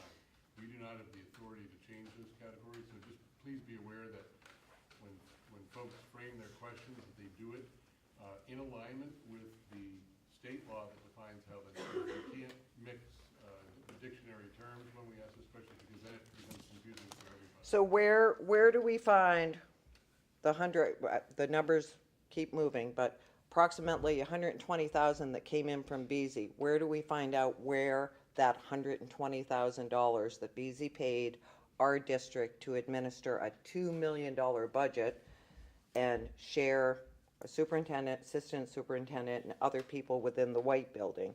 Where do we find where that money was spent last year? Can that be published? So the VZ budget, which is actually VZ, town of VZ budget issue, and really subject to their budget, what you will see is that the expenses that they pay for the both the staff position, the stipends, and the benefits appear on their budget items, on their lineup, as part of our contract agreement. And that in exchange, the revenue received from that appears on the revenue side. What we see basically on the revenue side of our budget is the net difference between that contract and the payout.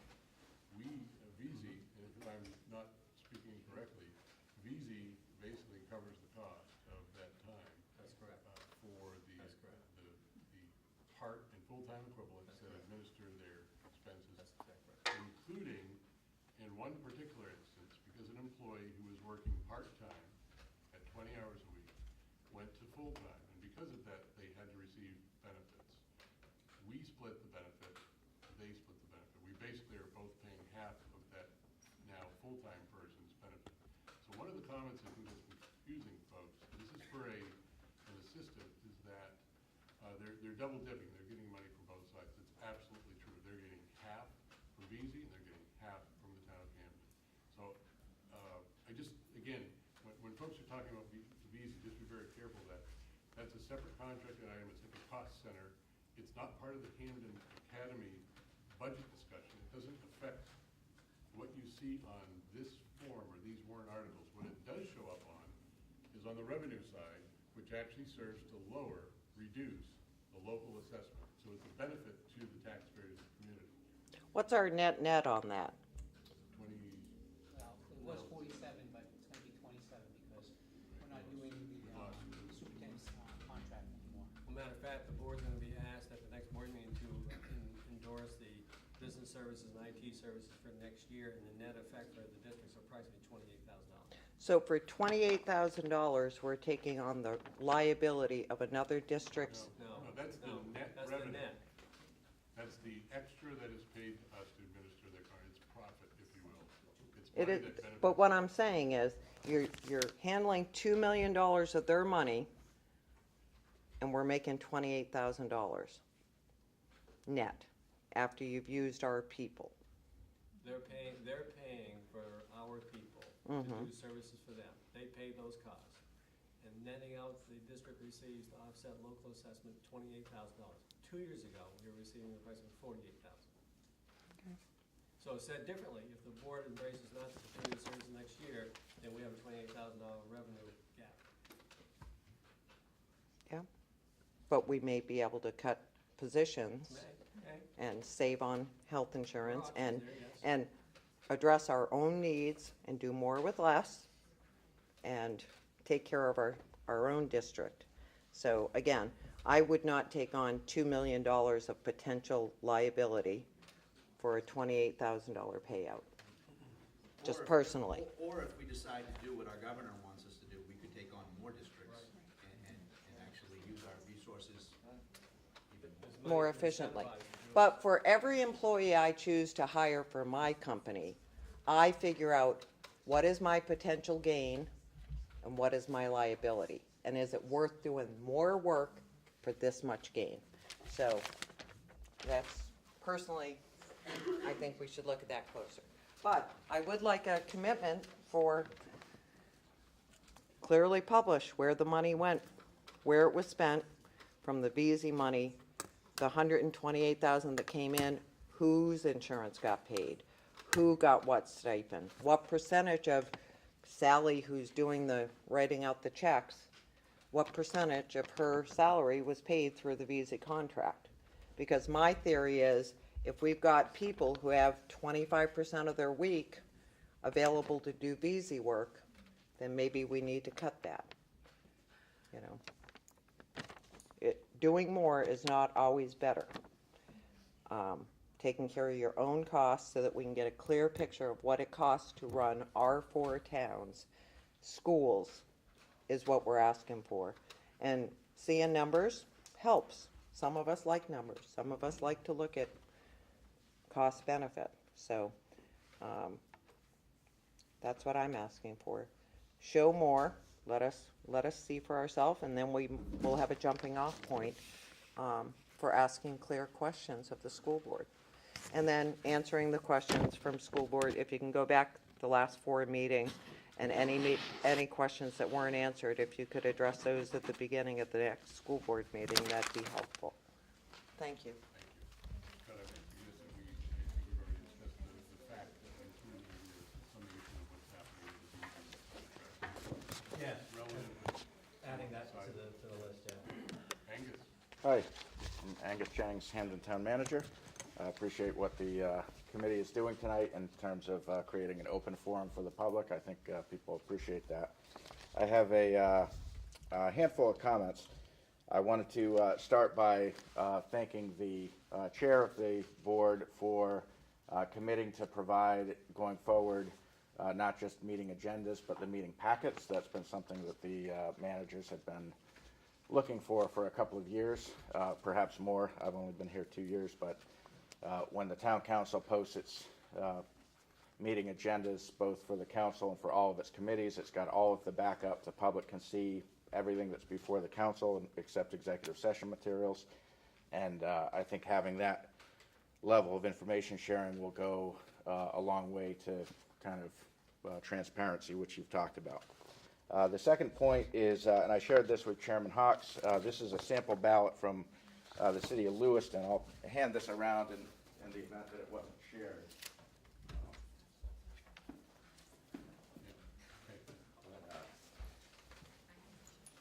We have this actually as a. Excellent. So I think, and so for those in the public, what Lewiston did in their May vote, it's an RSU vote, they had question 1, same format as ours, yes or no, do you support the school budget? Had a question 2 non-binding advisory question that reads as follows. The following is a non-binding expression of opinion for the consideration of the school committee and the city council.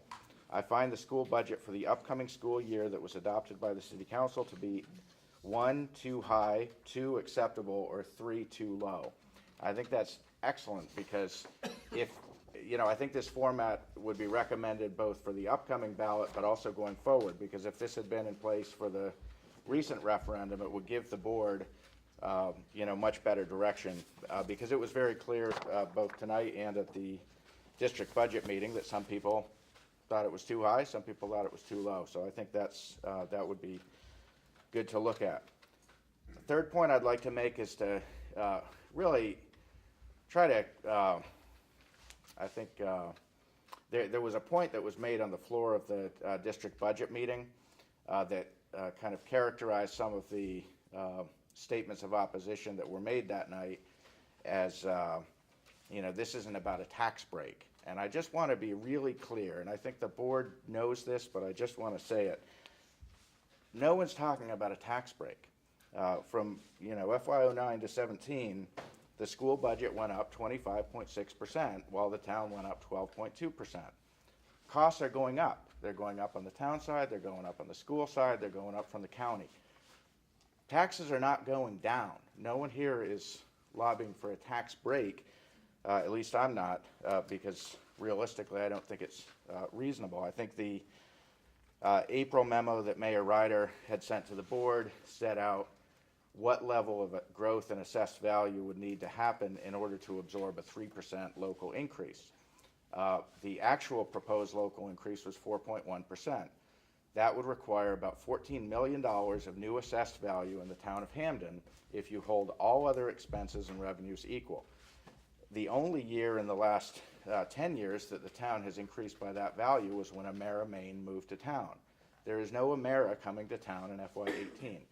So the point of that memo was that an increase above that level forces the town council to either dip into one-time revenues, which I think hopefully everyone knows by now had been the strategy for the 8 or 9 years before I got here, and there are no one-time revenues left in Hampden. I mean, they drew down all of those reserve accounts, or to increase taxes, or to cut town services. So that's not to say you need to do one thing or another, but you do need to understand that impact, because it is very real, and the town has underinvested in its infrastructure for a long time. The town has cut positions in public works, finance, and recreation over that period of time. So the trade-offs are very real, and not just the board, but the people voting on the budget need to understand that.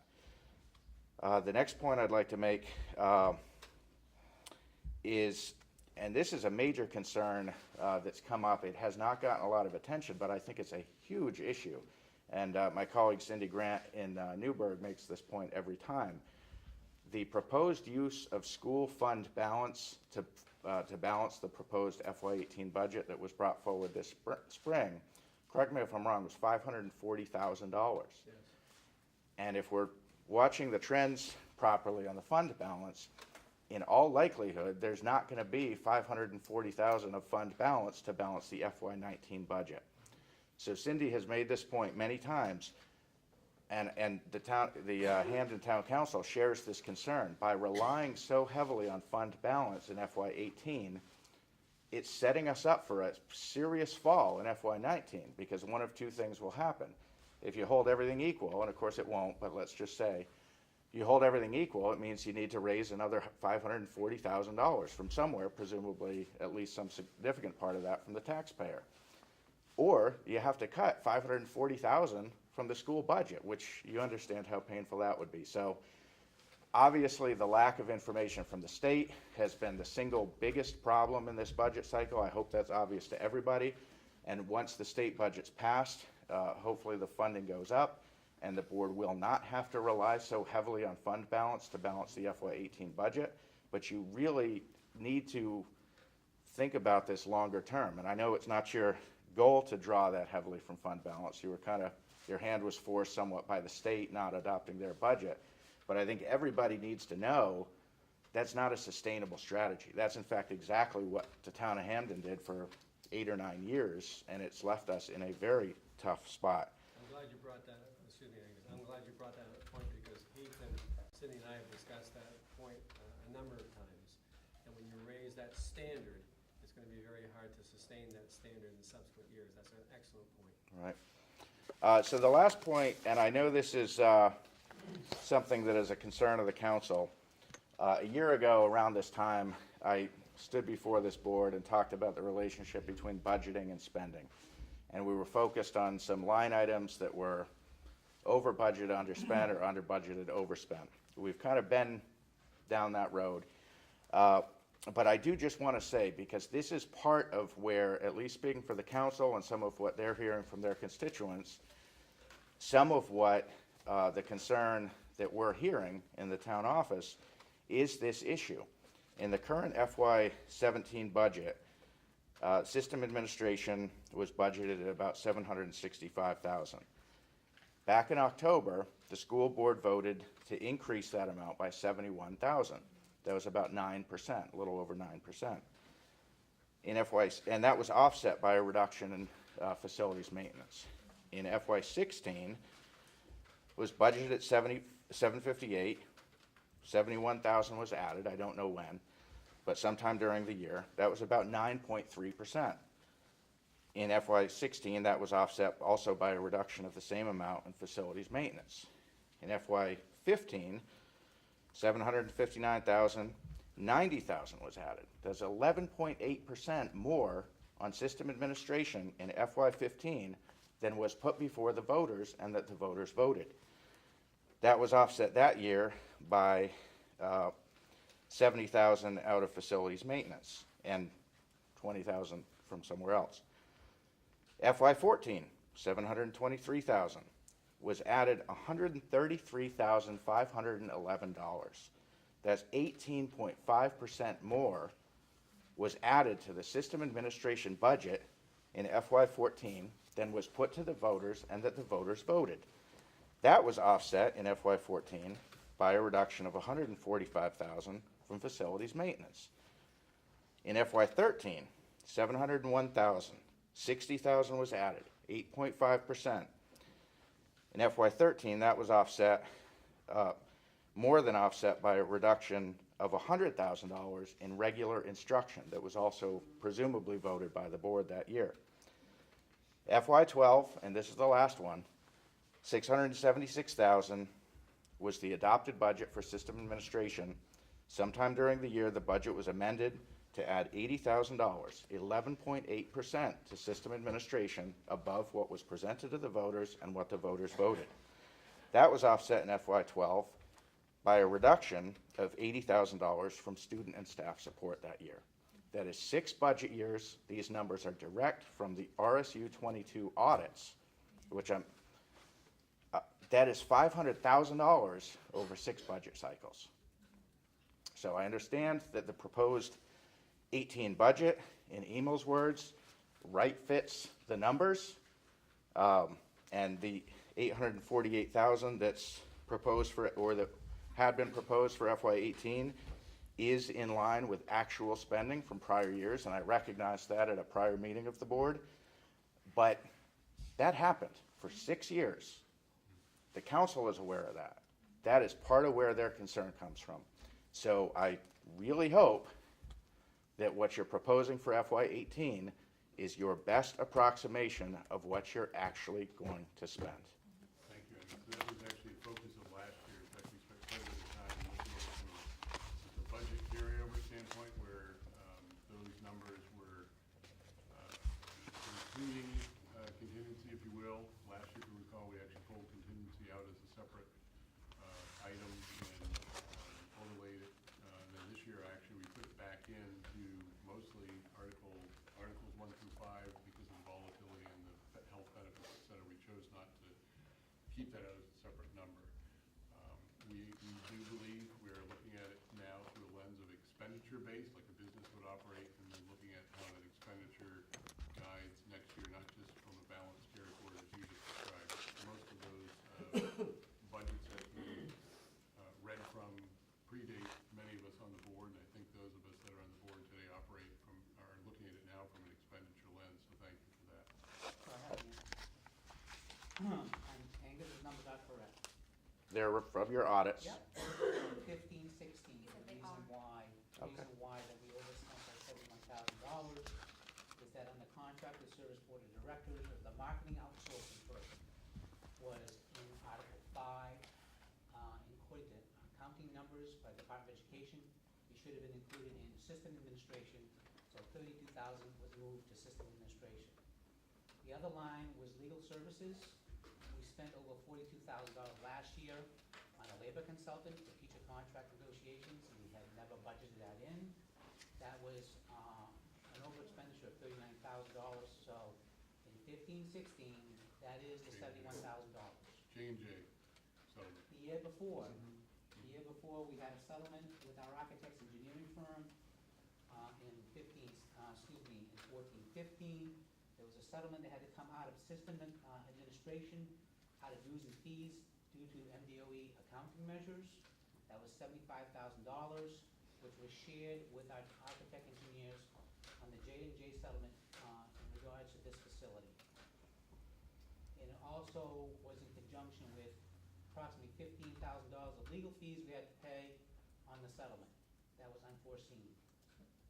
In 14-15, in system administration, the reason why that was overspent due to the fact that we had a arbitration case with the Performing Arts Center Acoustical Tiles. that was not covered by our insurances. We won the arbitration case of approximately $360,000.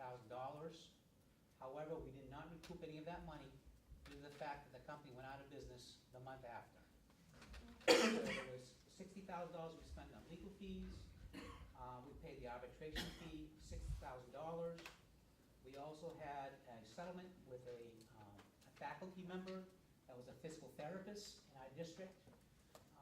The courts, our legal counsel, and our insurance company decided to settle with this disgruntled employee. That alone was $33,000 in regards to system administration. The other thing that occurred that year, we had 2 employees that we erroneously had paid Maine State Retirement as an ed tech, and one was our IT director. We had to change the IRS fees to Social Security away from Maine State Retirement, so one of our ladies could retire in Social Security. We needed legal counsel in regards to change that with the IRS. That cost about $14,000. Those unforeseen things in the last 3 years, a considerable amount of monies, is the reason why we went over in system administration. And I just want to clarify to Angus, Emel's first comment was, you are correct, those numbers went over. In fact, this year, and I would not advocate to the board yet, that we will go over it again this year. In fact, the cost to pay for ballot clerks for round 2 of budget will come out of that line item that you're talking about. Board of directors is where that line item falls. Legal fees, administration, settlement related to that. This vote that we are going to have a second time, the advertising for it, the mailing, will probably drive up that line item this year by another $15,000. I'm not advocating that we change it. I think we can transfer that from another balance. But to your point, we cannot commit to meeting exactly what we said on June 8th because as a result of the budget failing on June 8th, we will automatically incur approximately $15,000 more directly to that line item as a result of that June 8th meeting. So again, it's fluid. I think most importantly, I appreciate calling that out, and I think a lot of folks have had a lot of things called out. I think to be fair to the board and to the administrators, the second question that should be at the top of everyone's mind before they judge is why. And I think you just heard a very good reason why, going back at least to the 5 years. 3 years. He covered 3 years. He covered 3 years. He covered 220 out of the 500,000 We can that I. probably go back further, but again, we have actually about 3 minutes remaining unless we extend the meeting. I would like to maybe close down the conversation. We actually have to, as a budget committee, that we do need to make a recommendation to the full board for how we will proceed on July 12th for both the budget, whether there's a change or not. So far, we haven't advocated for any change. Whether we include the question that Angus shared, which I think is a great one. A constituent of mine shared that if 26% of the people thought it was too high, 26% thought it was too low, and 48% thought it was perfect, it still would have failed by the same percentage that it failed on June 8th. So whether they were right or wrong, I don't know. The key is, and I would like also to hear what Emil has to say about the impact that you said something about, it's not about tax relief. Actually, I would disagree respectfully that the foreshadowing and the overshadowing that's come out of the state, specifically about the full amount that they're going to fund, for which at least 50% next year will go back to tax relief. It is about tax cuts. It is about tax relief. And I would actually like to hear what the $16.7 million might do for those perhaps 26% that voted that it was too high, and that's the only reason they voted against it, to see what might happen on August 1 if we come back with $16.7 million on the positive instead of $10 million on the negative to the local share, because I think we're going to find there's a swing on that. I just got a quick question for Angus. Fast forward 3 weeks, we still don't have a budget from the state. Do you have any ideas what we should do with Article 20? Well, I corresponded with Chairman Hawks on this, and I completely hope that's not the case. That would be a terrible situation. It would put the board and the town and the voters in a terrible situation. The council would like the board to not put forward its budget until we know what the state budget is, because if you do, the Article 20 issue is going to be front and center in terms of what happens with funding above what's projected. Obviously, that's outside of anyone's control, and if it comes to that, you know, I understand you have to act within 45 days by statute, so your hand would be forced. I think that would be an incredibly unfortunate outcome for everybody, the voters at the top of the list, so let's just hope it doesn't come to that. So about this ballot, I would just say Angus had shared this with me, and I think that it's unfortunate it wasn't on the last ballot. It would help our conversation tonight. We ran it by legal, because we weren't quite sure if this was something because they were part of the municipality. Right, I said it was an RSU, it's not, it's an Yeah. it's a city department. But our right. legal counsel said we could do this, correct, Emo? And so it truly is, you know, open for board discussion as to whether we want to do this and bring it forward as part of the July 12th discussion and vote. I think it's a great idea. Thank you, Angus. And Thank you. Thank you for that. Again, I think, again, we were not being, when folks said we weren't sure whether it was too high or too low, I think you can see if you do the math, all three cases could have been too high for some, too low for some, and just right for 5% less than those two groups combined. So I think having a budget that so closely aligns with the likes and the dislikes may be why it failed. It didn't too unfavorably balance one group, or we would have had another 26% voting for it if it was too high, or another 26% voting for it if it was way too low. And again, those are not numbers that are based on any percentage. We have no way of knowing, and we mean that truly. This will go a long way to helping us understand that, so thank you for that advice. Emo, could you share with the budget? Well, I think you asked a difficult question to answer, because the $16 million that we are anticipating for next year, I don't know, nobody knows, is tampering with the EPS formula. Okay. That's a big one, because the way the budget was presented, there was several changes in the EPS formula in regards to the proposal from the governor, which included no money for system administration. So, which we lose about $500,000 if that's tampered with. So the $16 million, I don't know what it means. I mean, I'm being, right up front with you. Maybe it would mean between $200,000 to $300,000. If there's no change to the current EPS There's formula. no change to the current EPS formula. The other thing is, I don't know what the remainder of the money will be, because I do know that the year after, it is tied to, a good example would be what we just talked about, collaborating with another school system for business services. Money that would pay for that, and that's included with that, the collaboration and those. The other thing would be a teacher contract. Statewide teacher contract. Statewide teacher contract in regards, and we're negotiating next year, if you want to negotiate and go on the statewide teacher contract, you'll be able to receive some funds for that to negotiate with your faculty. So those are going to be prescribed amounts of money in the 18-19 budget. So let's say we added another $200,000. As opposed to a negative 115,000. Correct. Because currently we're showing a loss of 115,000. So let's say we gain $200,000. Almost $107,000 that we receive from the state would lower the local share by about 1%. So in other words, if we gain $200,000, it would lower the local share from 5.4% to 3.6%.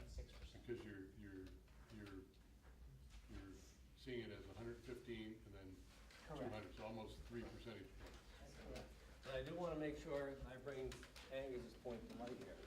We need to keep that figure in mind as well. So if we are fortunate to receive state monies, how do we recognize that we want to suppress the local assessment? But also, how do we want to address the $540,000? Actually, we have to use 540 because that's what keeps us at the 3% maximum. That's true. State That's prescribed. true. So that is something That's that true. actually, for better or for worse, is no longer That's true. subject to debate. Now, next year, the question is, it may not be a problem to go below that amount, we may be below That's right. it. That's correct. But if this year, that 540 meets the maximum, 3% for an allocated fund balance, we have no choice, 540 can't change. Can I ask a question about that first off? So the unallocated and undesignated funds, Yes. they get used interchangeably, right? Yes. So the undesignated fund balance is where monies go at the end of the school year when we find out whether we overspent or underspent the total budget. That's Do we know yet if we've overspent or underspent the total budget for this past year? No, we won't. Let me read this one out.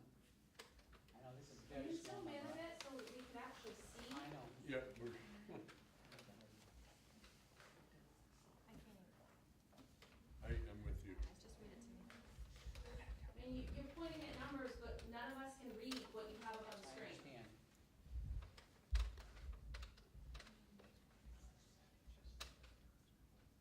Right now, can you read that? No. Maybe you could just verbalize it even. We need to budget for fancy screens. No, actually, a repeater screen that can actually be rolled out to other classrooms and used not just in this building would be great. I think we do it in conference rooms. And for those that can't hear me, a microphone would probably be good too. Could we, I mean, while It's they're not the working budget on that, though for next year. can that screen be over here, or is the plug-in stuff only over there? Like, could Where that can that be, screen Nate, that can be put down there, right, yeah, that's correct. If that was up against the wall there, then the board members could still see it in the public. Well, That would at be least nice. half of the board members can see it. Right. We could approach a local business. One with less sight. If it's not in our budget, we could inquire if the gift might be there. Okay. They will walk us through that.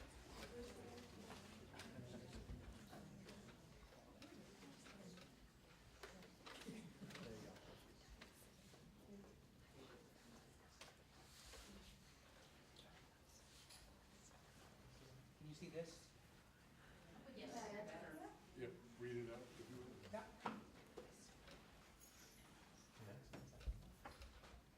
So what we're saying right now, right now as we speak, not counting for 15, 16, we have a fund balance of 1.4 million. 1.49. 1.49. We dedicated this year, in 16, 17, $439,000. We also did our support staff accrual of $120,000. So in other words, our support staff is paid as of June 30th of this year. Now we have a fund balance of $931,000. Out of this 931 comes $540,000. Okay? And out of also this 931, the voters voted to dedicate $150,000 to the capital reserve account, which they have to do. So now we're almost down to like $230,000. However, here's the important factor right here. What are we gonna have for the expenditure side and the revenue side on June 30th, tomorrow, 17th? We're anticipating at least $180,000 revenue plus, and also between $400,000 to $500,000 expenditure. So you're gonna be, possibly you'll have another $800,000 to add to your fund balance. We'll be back up around 9. That's the So you're gonna, that's the undesignated so fund you're gonna be moving back to your $900,000 Which approximately. is about the state limit. That's correct, that's correct. So we have breaking news, there's an agreement, What? we just don't know what it is, so tomorrow, read the paper because there's agreement. It just says here, 162 million in ed funding. So we don't know what this coming year is. Probably it's gonna be close to. Read the paper. There's a Read vote the paper. tomorrow. Read the morning papers. Can I just outline maybe what we're doing until we get the, Well, I'd like to actually ask that the budget committee at least vote with those present to formally recommend to the board that we include an additional item on the warrant article for the ballot for the board to consider, that we consider zero change to the current budget from the expenditure side, that we accept the June 8th results as the budget moving forward, and that hopefully by tomorrow, we will know what the amount is and what it will mean for an impact, so that we can run that down through the other warrant articles and share what that means for the local share decrease, hopefully, so that we can get that out as a draft, if you will, in advance of the full board meeting from a budget committee standpoint. can I make a suggestion? With news that there's gonna be a vote tomorrow, with this ballot being added and pretty much I think the majority is supporting that, with taking into consideration what was discussed tonight, I'd like to process that, I'm sure some other board members do. While I hate to add another meeting, I feel like we need to before July 12th, because I'm not gonna come in here on July 12th and have my answers to what was discussed tonight unless What are the answers? You mean the impact to my local question's share? answered. The impact to local share? What are we gonna do with the, I wanna hear from admin, there was a lot discussed tonight that I feel like we need to process. Admin needs to have a conversation, and we need to have a recommendation. Not that we need to have them commit, but there was questions asked that I feel we should probably have some time to answer. Well, in the order of time, and next week being the 4th of July, is there any way we can have that discussion on the 12th and then come forth and hopefully approve a budget? We could Can have that be a budget? We could have the meeting preceding the board meeting. We could meet at 6 in advance of the board meeting at 7. I suspect from a schedule standpoint, I will not be available until the 12th from next week moving forward. I suspect we'll lose Next week I perhaps can't. a quorum. Most folks are gone next week, so from a practical standpoint, it'll give time for staff, who probably won't also be meeting next week, to get back to us and have some of that ready for the 12th. Again, The administrator. I hate to say it, but I mean, we have been pushed up against the end of the wall because of the legislature on where to start. I think someone mentioned, by March, we have this information. We didn't even start looking until May because we had no idea at all where the state was gonna go. So we had a late start because we had nothing to work with. So can we have a meeting at 6 PM leading up to the 7 where we That can would work. do, On the 12th? get the answers? Yes. Make any maybe adjustments before going into a board meeting Yes, for we a can, vote? because as I mentioned tonight in response to someone's question, the administrative team is meeting on the 11th and 12th for 6 hours each day. So we'll be able to Be address fresh that. Be able out of that to give meeting. us some That would be information. perfect. That would be the soonest And we obviously, I could. know they're thinking as they're sitting here right now. Is 1 hour gonna be enough to? Well, that's what I was suggesting, you might want to have more than one. Yeah. 5:30? Yeah, So that could result in a shift to warrant articles 1 through 5. yes. The news of the state, if you will, could, because what we're trying to do is balance the needs of the taxpayers. If we find out what we have and we know how it impacts, then we can actually evaluate articles 1 through 5. That's correct. Thank you. So 5:35? What do you think? 5:30? 5:30? That'd be great. Technical point of order, you're 12 minutes over time. That's okay, we're a committee, we're not bound by the same as the full board. I've allowed meetings to go over a little bit, we're a workshop. Okay. As a full board, we would have had to have, Oh, we can actually tonight. you can do it at 9:30. 9:30. Committee. Yeah. The committee's a little different, I suppose. It's a workshop. 5:30 budget. We've done later with workshop. Can I just point out to folks that for this month, we don't have any cash flow in. We don't have approved budget, state doesn't have approved budget, we have no town assessment. So right now, we have 1.1 to 1.2 dollars that we need to spend on salary for the month of July. We spend that per month. Right now, we are pulling that from the cash we have on hand from our unallocated fund balance, which is currently 1.4 million. As you remember, we're pulling 540 of that into fiscal year 18 in our proposal, but that wasn't approved, so the cash is still there. So we have enough to get through July. We've also encouraged and admin has supported purchasing initial school supplies for our teachers to try to get them set for the start of the year. We are also in the process of working with our banks to determine what happens if August 1st our budget does not pass again. We will have to have an immediate loan of over $1 million in order to make salary for the month of August, which does incur some interest. So I just want to be transparent with you that there are clear implications. If the budget doesn't pass August 1st, it will start to impact our students in the classroom. Yes. So it's extremely important for us as a board to meet with you, but also for you to understand what that means for our students in the classroom. And so please, please, please be sure you continue to be involved in July. I know it's vacation month for Maine, but be involved. Come July 25th because we really need some support and we want to hear you. And then also please vote August 1st. Hopefully we can get everybody to a place where you feel comfortable voting for a budget August 1st. We really want to get there with you. So I want to lay the groundwork so everybody understands that. Yes, Angus? I have, I think, some good news for you. So the Town of Hampden approved budget did carry the number that was originally proposed by the board, so that is approved. And we are authorized to pay that amount. So we can make our monthly payment in July based on that amount, and if it's a little more or a little less. Until we assess, and we won't assess till we know the number. That's Well, our- but we can send you the money. I'm authorized to send you the money. So if August 1st doesn't pass, we can have a conversation. You'd at least get Hampden's $525,000 for the month. You can send the money without an assessment from our. the approved budget authorizes me as the town treasurer to cut a check for that amount. Let's not say no too quickly. I mean, I'll check with legal. And we will check with legal. I'll check with legal. If legal tells me I can't do it, I can't do it. But my understanding is the approved budget is what gives me that authority. So anyhow, for what it's worth. We'll check 'cause- on that. All right. It will decrease our loan. All right. Let's hope we don't have to change. Unless there are any further comments, I move. What was the meeting on Wednesday? You were gonna meet early on Wednesday at 12? Was